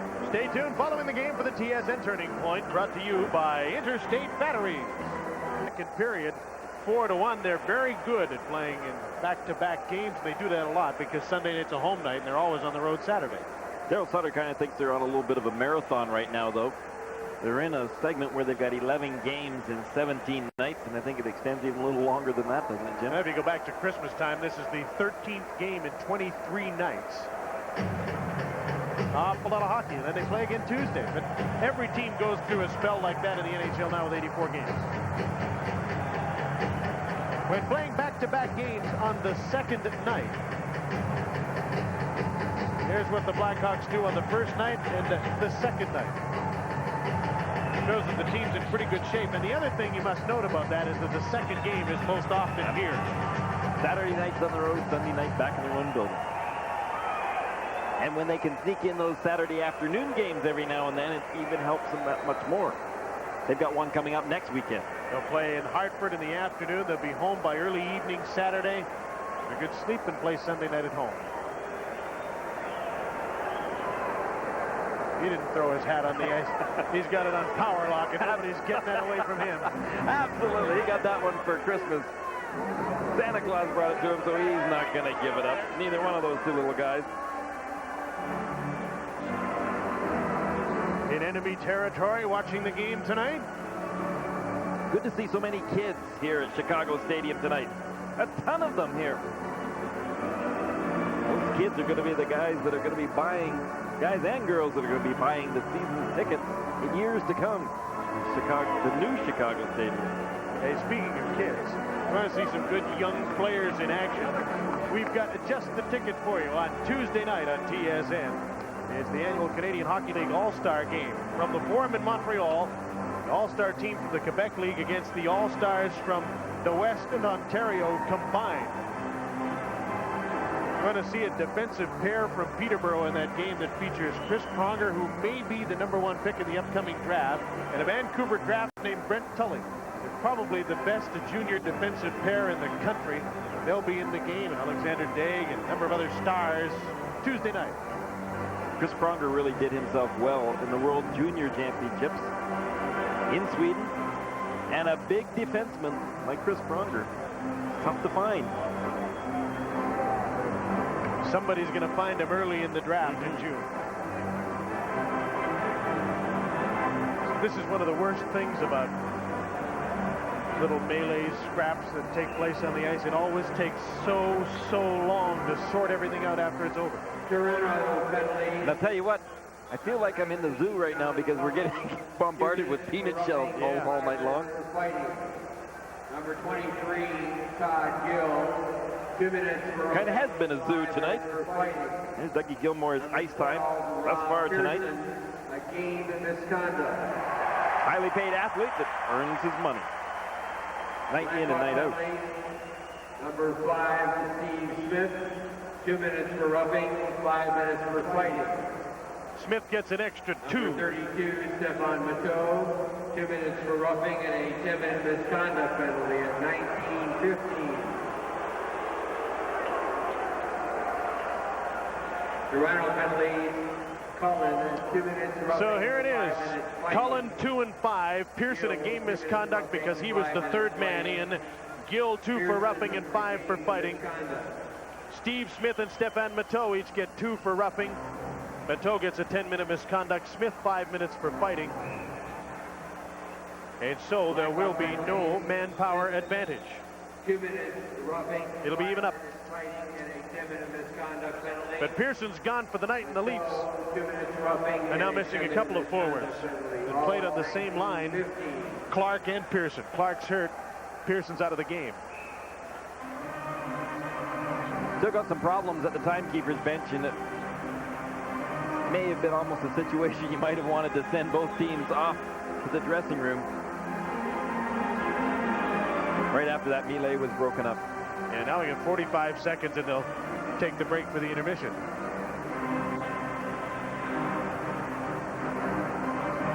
We had such a long break here, Jim.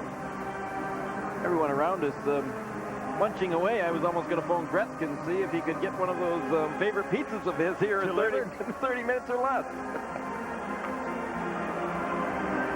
They're always thinking of food, Greener.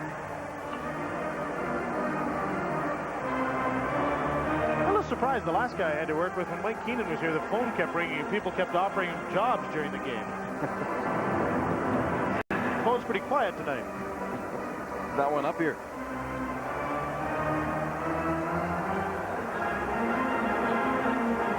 Game number 1500 for Ryan Bozak, and it's been an eventful one, hasn't it, Ryan? Only received a 2-minute roughing penalty, so the penalties offset each other at 19:50. Prior penalty killed just 2 minutes for roughing at 19:50.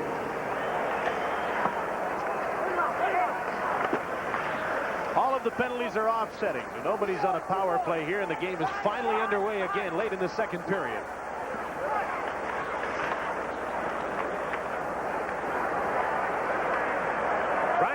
Down the right wing. In on Jamie McCowan, tried to go for the net.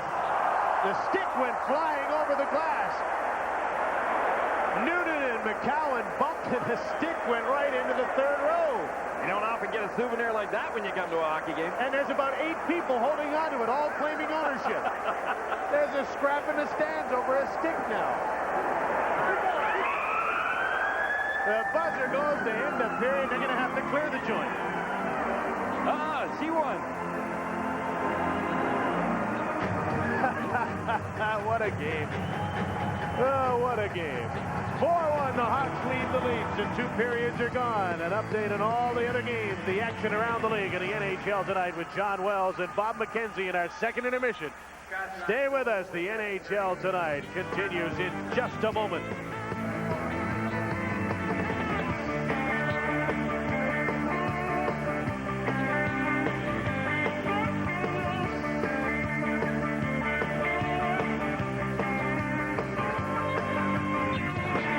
Tonight's second period scoring summary for Midas, Canada's leading exhaust and brakes specialist. Chris Chelios for the Blackhawks got his 12th from Roanoke en route to 327. The Leafs first of the night at 8:09. Rob Pearson got this one from Cullen and Anderson to narrow the lead to 3-1. Michel Goulet's third of the night to complete the hat trick, his 13th of the year. Smith and Chelios at 16:01 made it 4-1. Blackhawks through 2. Shots in the second period favored the Maple Leafs 17-11, and the Leafs lead in shots on goal 24-17, but they're down by 3 heading to the third period at the stadium. Jim? There's Michel Goulet, who's picked up his 16th hat trick. 16th hat trick of his career. 2 this season, 13 goals. And picked up 400 hats tonight. Why did the directors do that to me? Looks good, doesn't it, Greener? I put a little hot mustard on it myself. And so the third period is underway. There have been 128 minutes in penalties handed out, some of them still being served because of that fracas late in the second period. Sezel threw a hit at the boards. Got him, too. There he is coming up from behind his own net. Long pass. Sends Berg in. Belfour stops him and holds on to the puck. Bill Berg went to the net with the puck, and Belfour stopped him. The reason the Leafs are behind here again is this play by Berg. Chelios was behind on the play. He was doing just a little hooking, just a touch on Berg in order to prohibit him from getting a great shot away. But in this penalty-filled game, Chicago has scored 3 times in 5 power play opportunities, and the Leafs are 1 for 6. Pat Burns, that power play specialist coach. Well, great games now they've scored in the power play. But he's being beaten now by the 21st power play in the league. 21st ranked Chicago Blackhawks.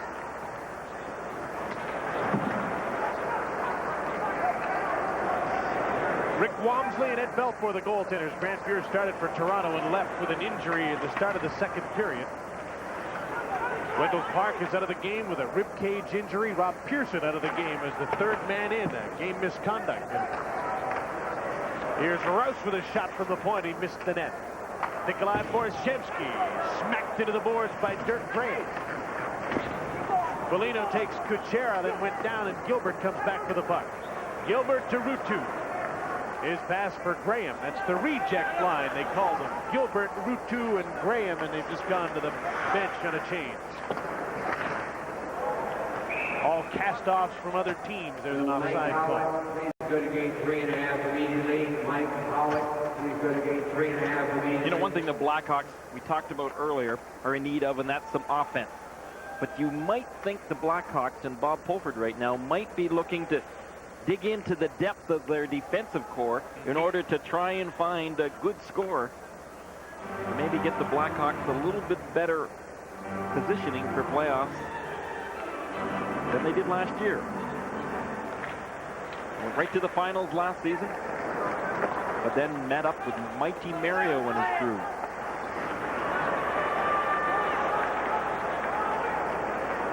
Here's Doug Gilmour skating the puck to center. Left it for Bob McGill, who shoots it in around the glass. Brent Sutter, first man back. He's checked by Nikolai Borshevsky. Anderson with a shot just wide. Gilmour was there again, digging the puck out of the board. Set up Anderson. Shoveled to center by Brent Sutter. Jocelyn Lemieux. Got over the blue line. Noonan shoots. That's blocked by McGill, and it hurt him. Blocked it with his arm, his left arm.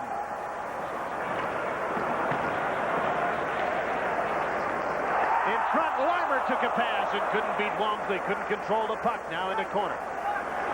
Jocelyn Lemieux to Jeremy Roenick.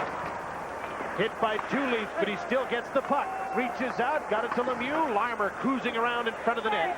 Lemieux went back into the scrum. Larmer comes in to get the puck. He's checked by Gilmour. Everybody's got a man and nobody's got the puck.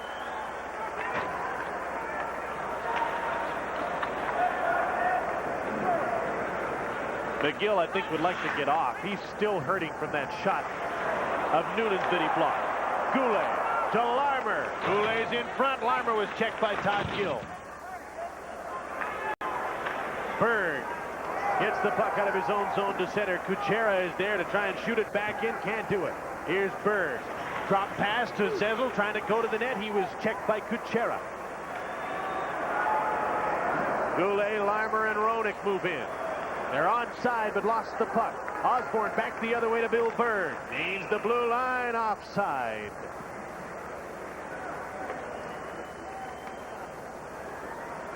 All sorts of people here from Canada.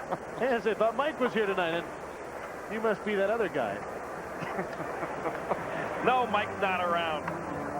He couldn't stand the intensity and all the requirements of his job. Actually, Mike did a pretty good job, but he's off recuperating now. You wore him out, Huey. That's right. And if he were here tonight, he'd be saying all sorts of nice things about his pal Big Daddy, Bob McGill. He just fearlessly dropped down in front of that Brian Noonan shot.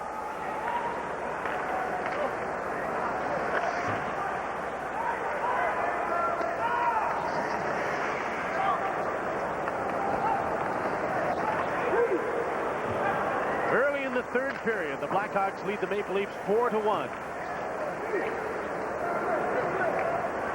Lead the season series 3 wins, a loss, and a tie.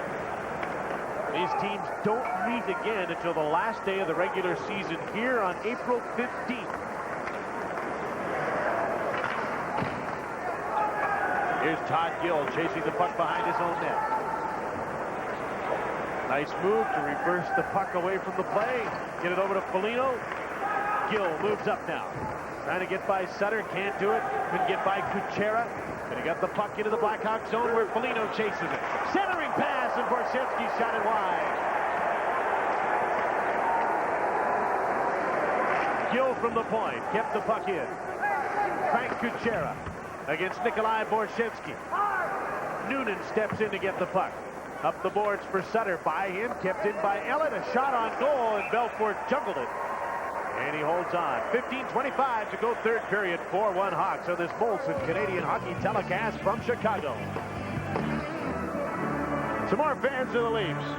Still finding reason to cheer and stand up, jump up and down. Those are good-looking signs, but that one on the bottom, it almost looked like they ripped that one right off of Maple Leaf Garden.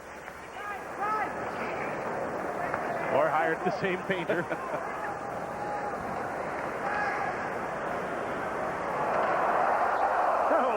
Just popped the puck up into the waiting glove of Rick Walmsley.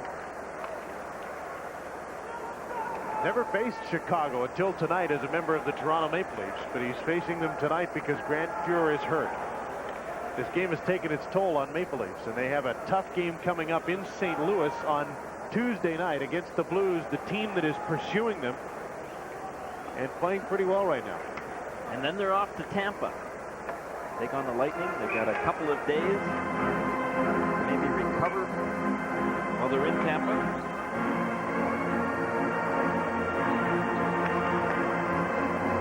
Hawks won the draw. Chris Chelios takes his shot, hit a man in front, bounced to the boards. It hit Steve Larmer. Bill Berg dumps the puck in for Toronto. And he gets it back. Taken to the boards by Marchment. Served his misconduct and is back again. Todd Gill turns away from Rodick. Couldn't get away from Larmer, though. Just too many Hawks to check him. An icing call against the Blackhawks. You talked about the depth the Hawks have on defense. The extra players that they have tonight that would be considered extra defensemen are Igor Kravchuk, who's injured right now, but should be back before the All-Star game. Milan Tichy. They have a couple of good prospects in their minor league team as well. I think Tichy can play. They've played him, 8 games, I think, this season. And lately, when they brought him up for a couple of games, they really felt that he proved himself. But also with their whole changing this year is that Kuchera has proven that he's not just a 4th or 5th defenseman, it's maybe their 3rd best defenseman. That's strengthened them.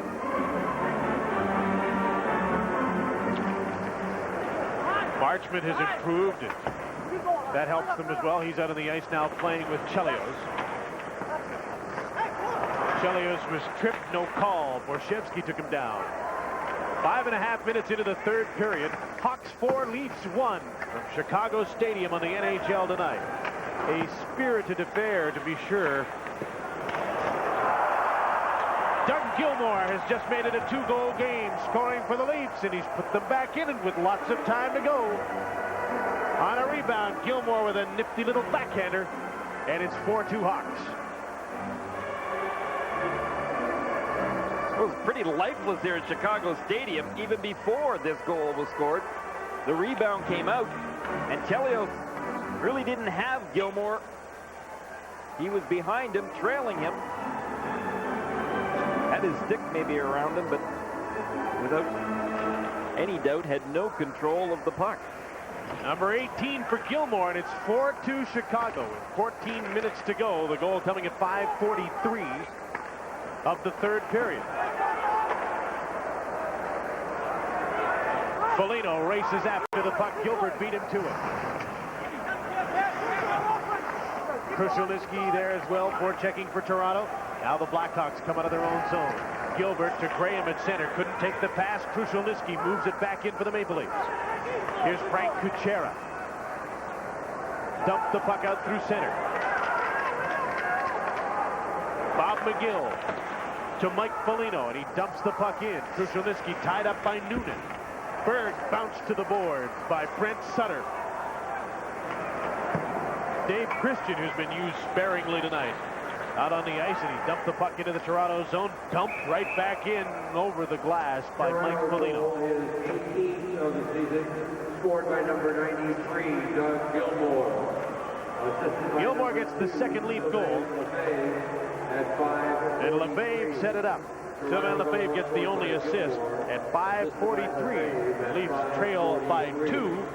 They've outshot the Hawks 28-19. But the Blackhawks have scored 3 power play goals and have a 2-goal lead. The guy that never quits for Pat Burns, Doug Gilmour, keeps their hopes alive in this game.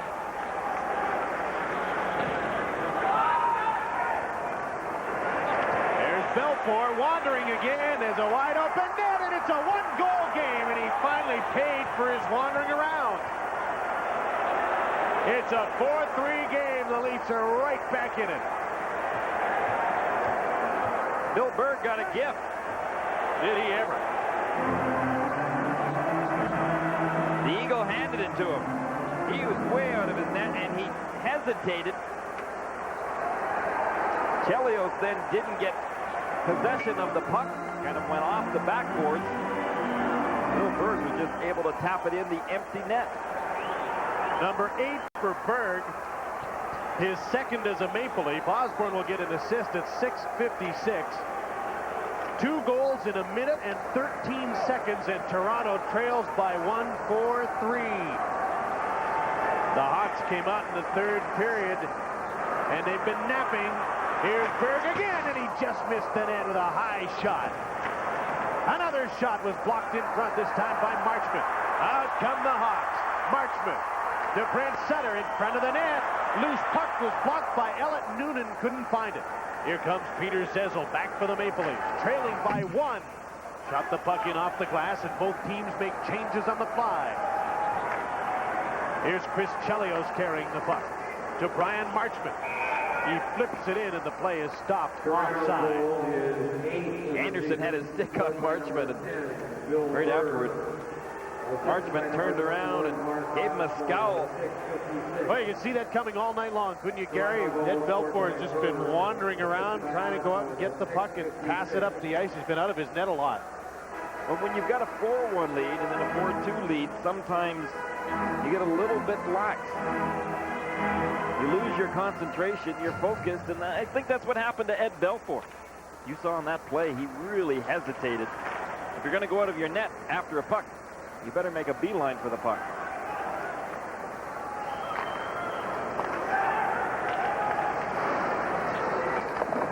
Well, it's made this game a lot more interesting all of a sudden. 4-3, the Hawks with the lead.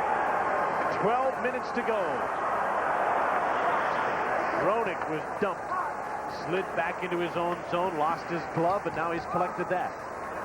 Gorshevsky blocked the clearing pass. Brown knocked the puck to center. Gilmore got clipped by the puck, or maybe a high stick. He's all right. There's been so much behind the play. This time, Roenick dumped Anderson. Anderson was holding on to Roenick's stick, and then Roenick just kind of pushed him. And there'll be a penalty. Looks like Glenn Anderson is going. We'll be right back.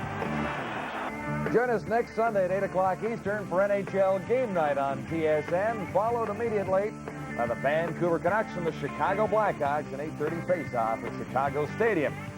We send you back there now. It's a long way from over tonight. Jim? I was just going to say, if this game goes on any longer, we might as well just stay in town for next week's game.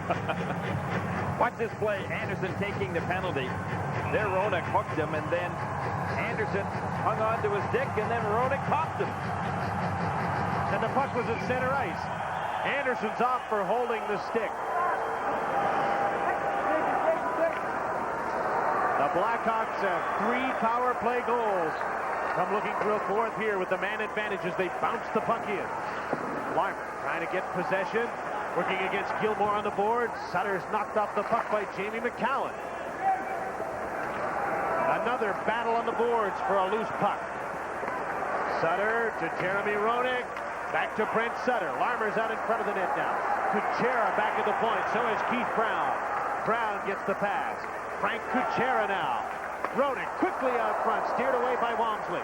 Here's Gilmore collecting the puck. Nice move to turn at the net, use it as a pick to get rid of Roenick and send the puck down the ice. Quick changes by both teams. Just over a minute to go in the Anderson minor penalty. Nearing the midway mark, 3rd period. Chicago 4, Toronto 3. Here's Christian Ruutu. Carried the puck in, then gave it away to Bob Rouse.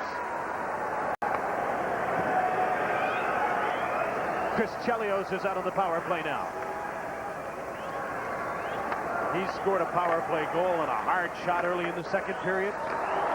Goulet's on the ice, and he scored 3.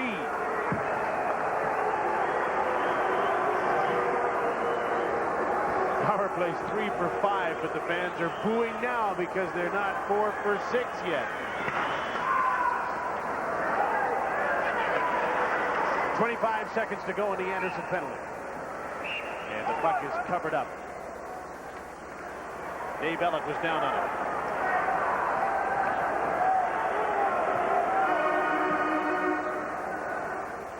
These teams see lots of each other, and you don't jump on the upcoming general managers' meetings on their agenda. The question is to divisional play and whether there should be a balanced conference schedule, apparently instead of divisional schedule the way that it's balanced off right now. What do you think they should do? Well, I think when you take a look at the rivalries that have been created in the divisions, it's pretty tough to say that it hasn't been good for hockey. On the other hand, I guess if you were in Los Angeles, maybe you could say that you might want to see the Chicago Blackhawks a little bit more than you're seeing them right now. And other teams. Maybe more variety for their fans. That's a tough one. Rivalries are great in the first 2 rounds of the playoffs, too. These teams that meet each other so many times during the regular season hook up again in the first couple of rounds, and those are the best 2 rounds of the playoffs now. Penalties over to Anderson. The Maple Leafs are back at full strength. The Blackhawks with a 1-goal lead. And they didn't get a shot on goal on that power play.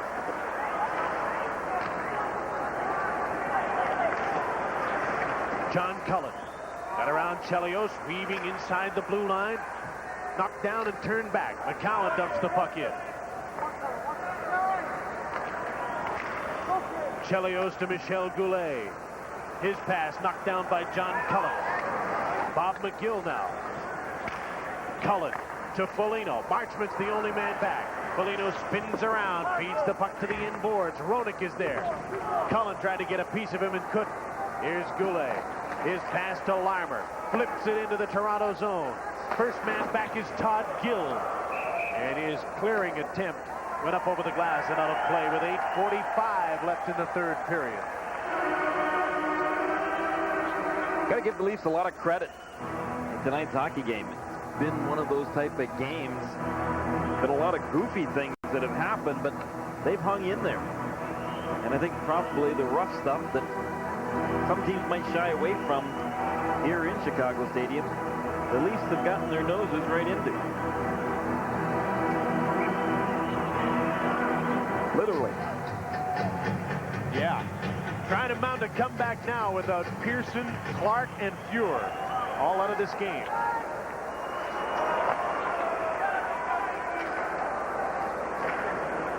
And the puck is out of play again. But they have their main weapon, Doug Gilmour. Interesting to hear talking to Calgary now, isn't it? The Flames just had a tough road trip, and they're having a really good season, playing well, and people in Calgary are starting to say, though, that the only thing the Flames are missing is a slick playmaking center. Like Doug Gilmour. Pretty fierce competitor as well when Pat Burns this week came out and publicly said he's the best hockey player that he's ever coached. That'll cost Gilmour another dinner. Yep. Gladly pay out.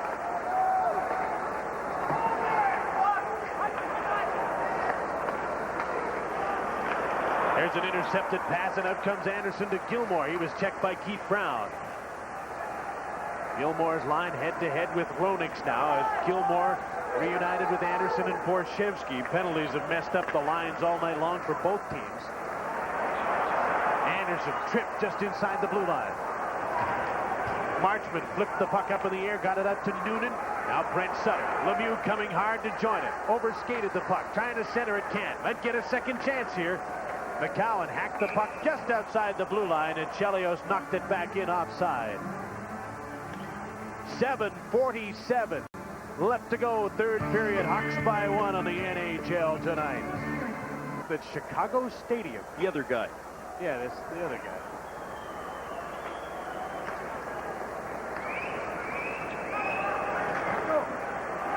There's Eddie wandering again. This time he beat Zezel to the puck, and now he gets back into goal.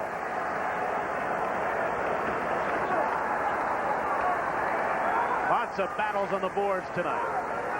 Zezel won one, or at least he's almost won. Here's Osborne with a shot. That was blocked in front of the net by Chelios. Jocelyn Lemieux got by Mark Osborne. Dumped the puck in. Walmsley plays it up the boards to Bill Berg. His pass tipped and was behind Osborne, so Lemieux hammers it back in. Bob McGill checked by Christian Ruutu. Ruutu, Dirk Graham in after the puck. Zezel trying to check Ruutu.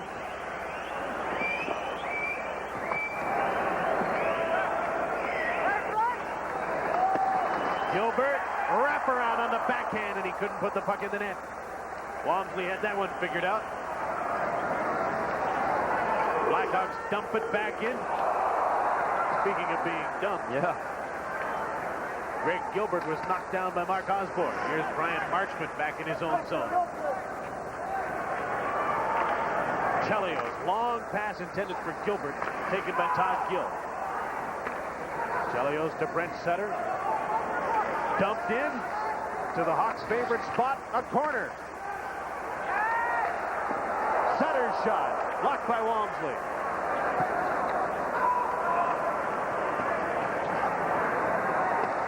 Eddie's out to meet the puck. Belfour ahead to Brent Sutter, and out come the Hawks. 5:58 to play. Third period. Matteau overskated the puck. Hawks 4, Leafs 3. Here comes Gilmore. Anderson takes the drop pass. Borshevsky's in front. Centering pass. Borshevsky tried to pound it in and couldn't. Tried the other side, and Belfour stopped him.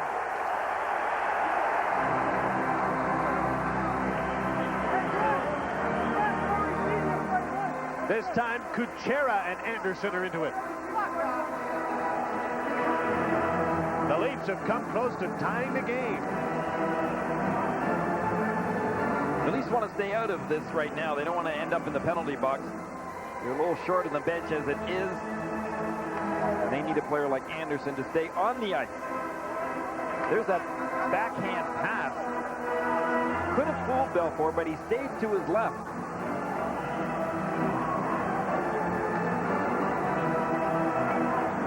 Anderson was on his way around the net when he all of a sudden threw that puck out before he actually came around it. It's a good play. You can sometimes catch the goaltender moving to the other side.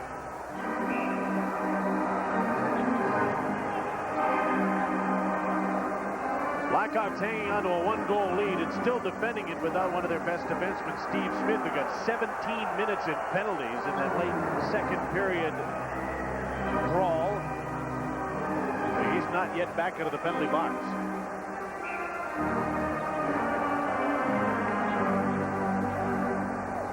Gilmore and Brent Sutter to face off. Brent won the draw. Brian Marchment takes the puck. Up the boards. Not out. Here's Gilmore. Couldn't get by Matteau. Christian into the lead zone, and Gill is the first man back. Matteau's right on him. Dave Christian tried a sharp angle shot. It deflected off Gilmore and out of play. Gill had a couple of guys on him, but was able to control that puck. Christian doesn't see too much ice time, and his numbers just haven't been there this season. His financial ones have, though, Jim. Yeah, picked up from St. Louis, makes over $500,000, but he scored 1 goal. And so he doesn't see much ice time. The Chicago Blackhawks have got to look for some offense that is young for the future. They've got some good young players coming on, but past Jeremy Roenick, they're counting on a lot of goals from their forwards that are from guys that are getting up there in age.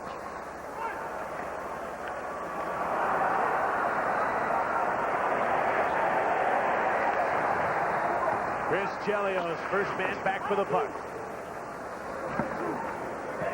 Goulet's back to help out.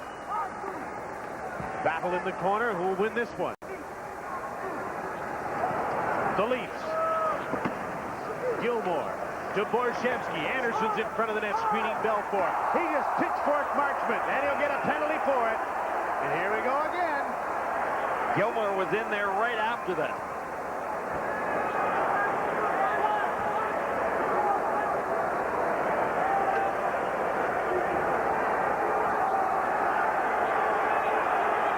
Marchment is still down on the ice, and now he shakes his head.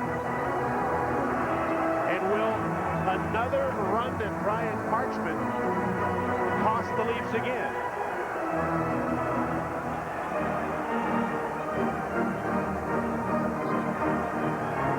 If it does, it might be Doug Gilmore who ends up with the penalty. In the first period, Pearson took a penalty and Goulet scored in the power play, and the penalty was unsportsmanlike conduct. Pearson trying to get at Marchment. In the second period, Mike Foligno took a roughing penalty for taking a shot at Marchment. Chelios scored in the ensuing power play. Now in the third period, Anderson and Gilmore have gone after Marchment. And And the Blackhawks may get another power play because of it.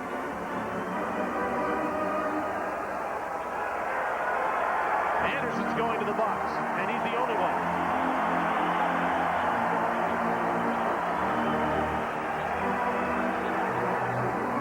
Toronto penalty. Oh, we talked about a good penalty tonight. That's a bad penalty. Watch.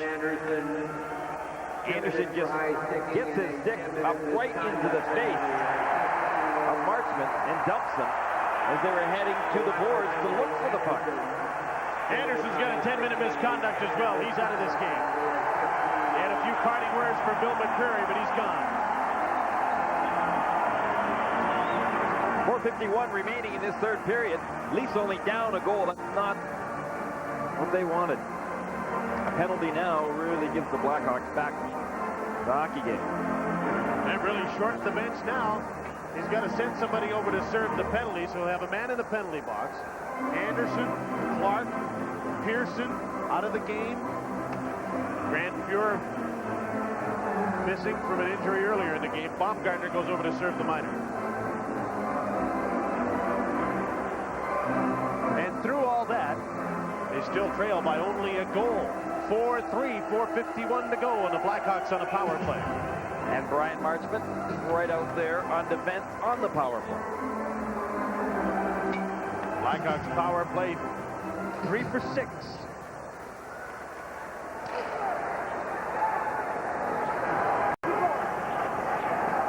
Here's Marchment. Rink wide to Noonan. Michel Goulet has the hat trick, and he's out on the power play after the puck.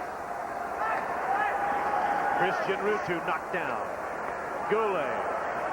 Ryan Noonan now. Goulet goes to the front of the net. Ruutu to the point. Chelios to Marchment. Side of the net. Here's Ruutu taking the pass off the board. Here's Chelios. He shoots. Stopped by Walmsley. And he got a quick whistle as the puck squirted loose. Noonan right on top of him after he made the save. Another high drive by Chris Chelios to his boomerang stick.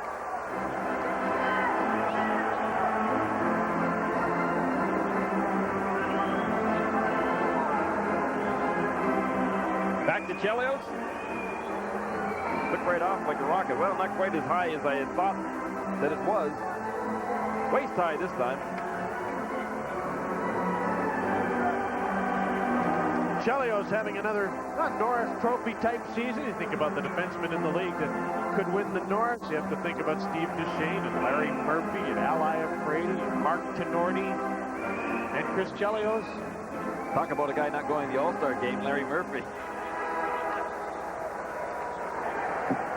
Chelios to Marchment.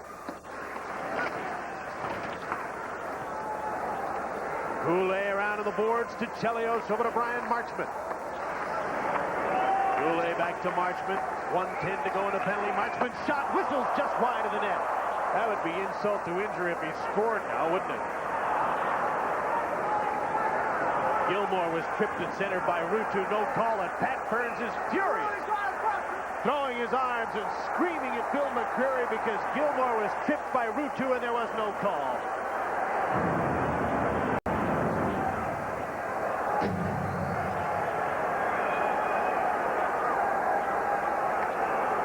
Now, Pat Burns was really steamed, and Bill McCreary was right down at the level where he could absorb it all.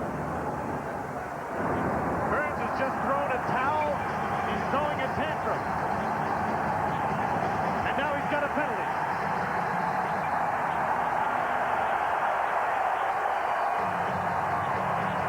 Now you knew that had to come.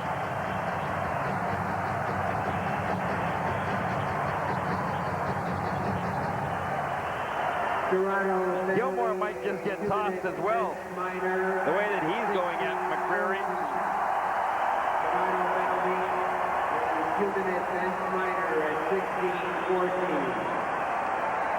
Ben Schneider at 16-14. Last time anyone waved a white towel in here was Roger Nielsen in the 82 Stanley Cup playoffs. Bob Myers was the referee that night. Take a look right there. That's what Pat Burns was upset about. The hook by Ruutu on Gilmore. Well, he had a reason to be angry, but he pushed it too far. McCreary cut him some slack for a little while.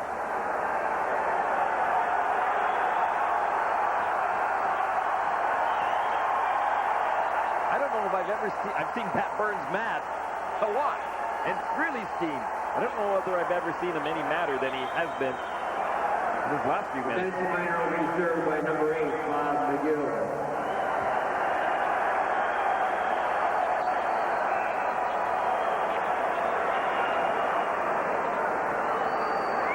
The Maple Leafs are 2 men short, trailing by a goal on the most eventful night at Chicago Stadium. Hronek's in front. Sutter's pass to him was knocked down by McCallum, and he shot the puck into the seats. 47 seconds to go in the Anderson minor. Steve Smith is now back. He's out of the penalty box for the first time since the second period. Has to go for his skate to limber up. So the Blackhawks are getting players back, and the Leafs keep losing them. And Smith will stay right on the ice on the power play with his team having a 2-man advantage.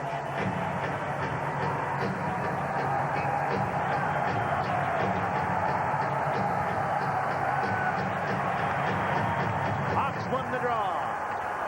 Sutter won it. Smith has the puck. Sutter goes to the front of the net. Chelios. Larmer. Chelios again. Steve Smith shoots. Shot was blocked by LeFave. Sutter comes after the puck, and he and Smith get it. Plays offside. Now 29 seconds left in the Anderson minor. 1:34 in the bench minor to Burns. 3:20 in the third. A 1-goal game.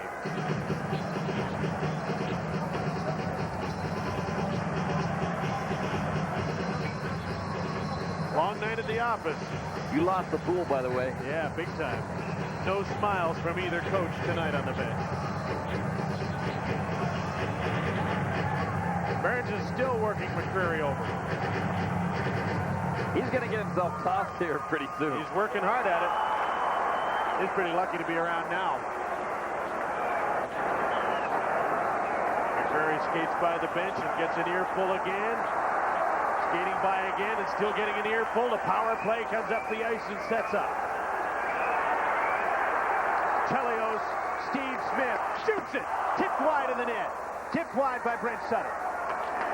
Here's Smith. Big screen in front. One penalty's over. Smith shoots, scores! Oh. Baumgartner just ran Smith over. After he scored the goal, Baumgartner decked Steve Smith.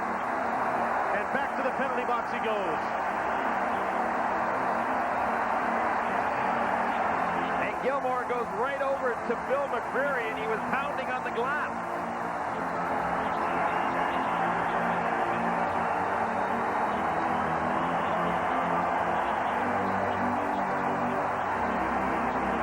Gilmore then smashed his stick up and down onto the ice all the way over to the Leafs bench until finally it broke. There's the goal, the shot by Smith. Now watch, Baumgartner just came flying right over at Smith. There's the goal. 5-3 Hawks. And there's the roughing penalty. 4 power play goals now for the Blackhawks, and they're on a power play again with just 2:48 left in the game. Remember, if you were wondering why Baumgartner did that, it's a cheap shot, yep, but remember Steve Smith on Cullen. Number 27, Jeremy Hronek. Well, there's always something that leads to the next cheap shot. And it's been one cheap shot after another this whole night, hasn't it? 5-3 Hawks. I haven't seen anything like this since, I don't know, since Vancouver and Philadelphia used to fight every time they played. Rutu! Noonan with his shot.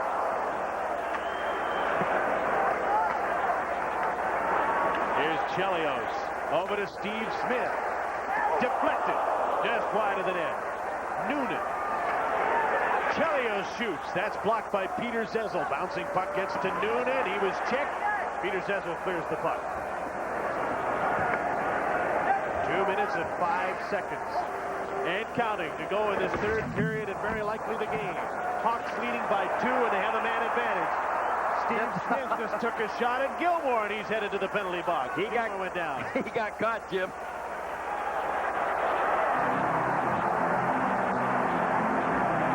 Smith thought he was getting away with it. And Bill McCreary saw it all the way.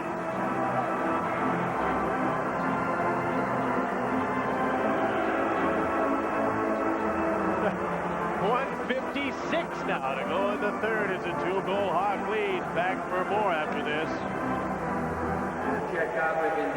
Steve Smith off for tripping in 18:04. He spent much of the game in the penalty box.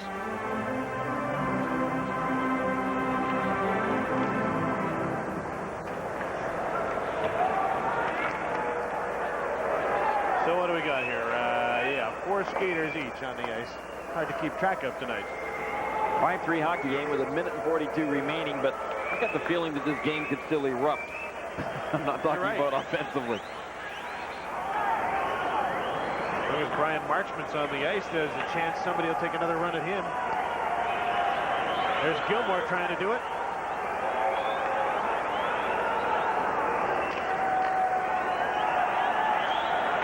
Gilmore outside on Chelio. Centering pass, Crucial Niski. Tried to tip the puck on goal and couldn't. And Baumgartner's only got 20 seconds remaining in his penalty. Uh-oh. Here comes Dirk Bray. Shoots. Walmsley the save. The last minute of play in this game. Baumgartner coming back on the ice in 5 seconds.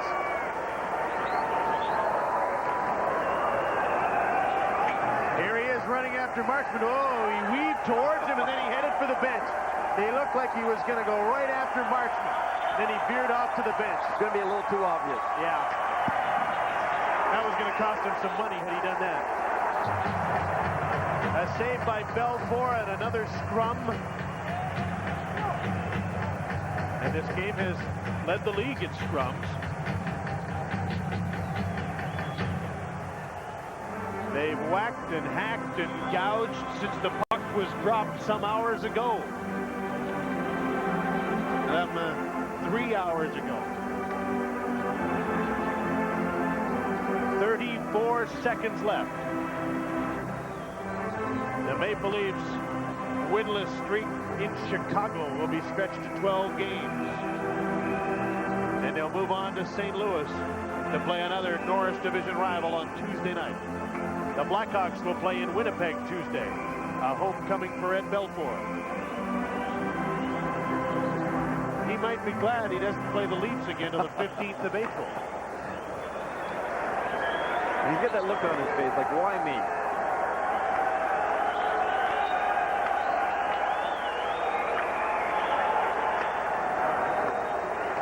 Walmsley's out of the net for the extra attacker. 2 of them, actually, because the Leafs are on a power play and have now pulled their goalie.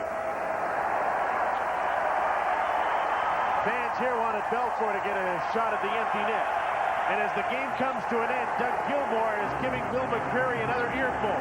There's Belfour's shot at the open goal, and it almost bounced back into his own net.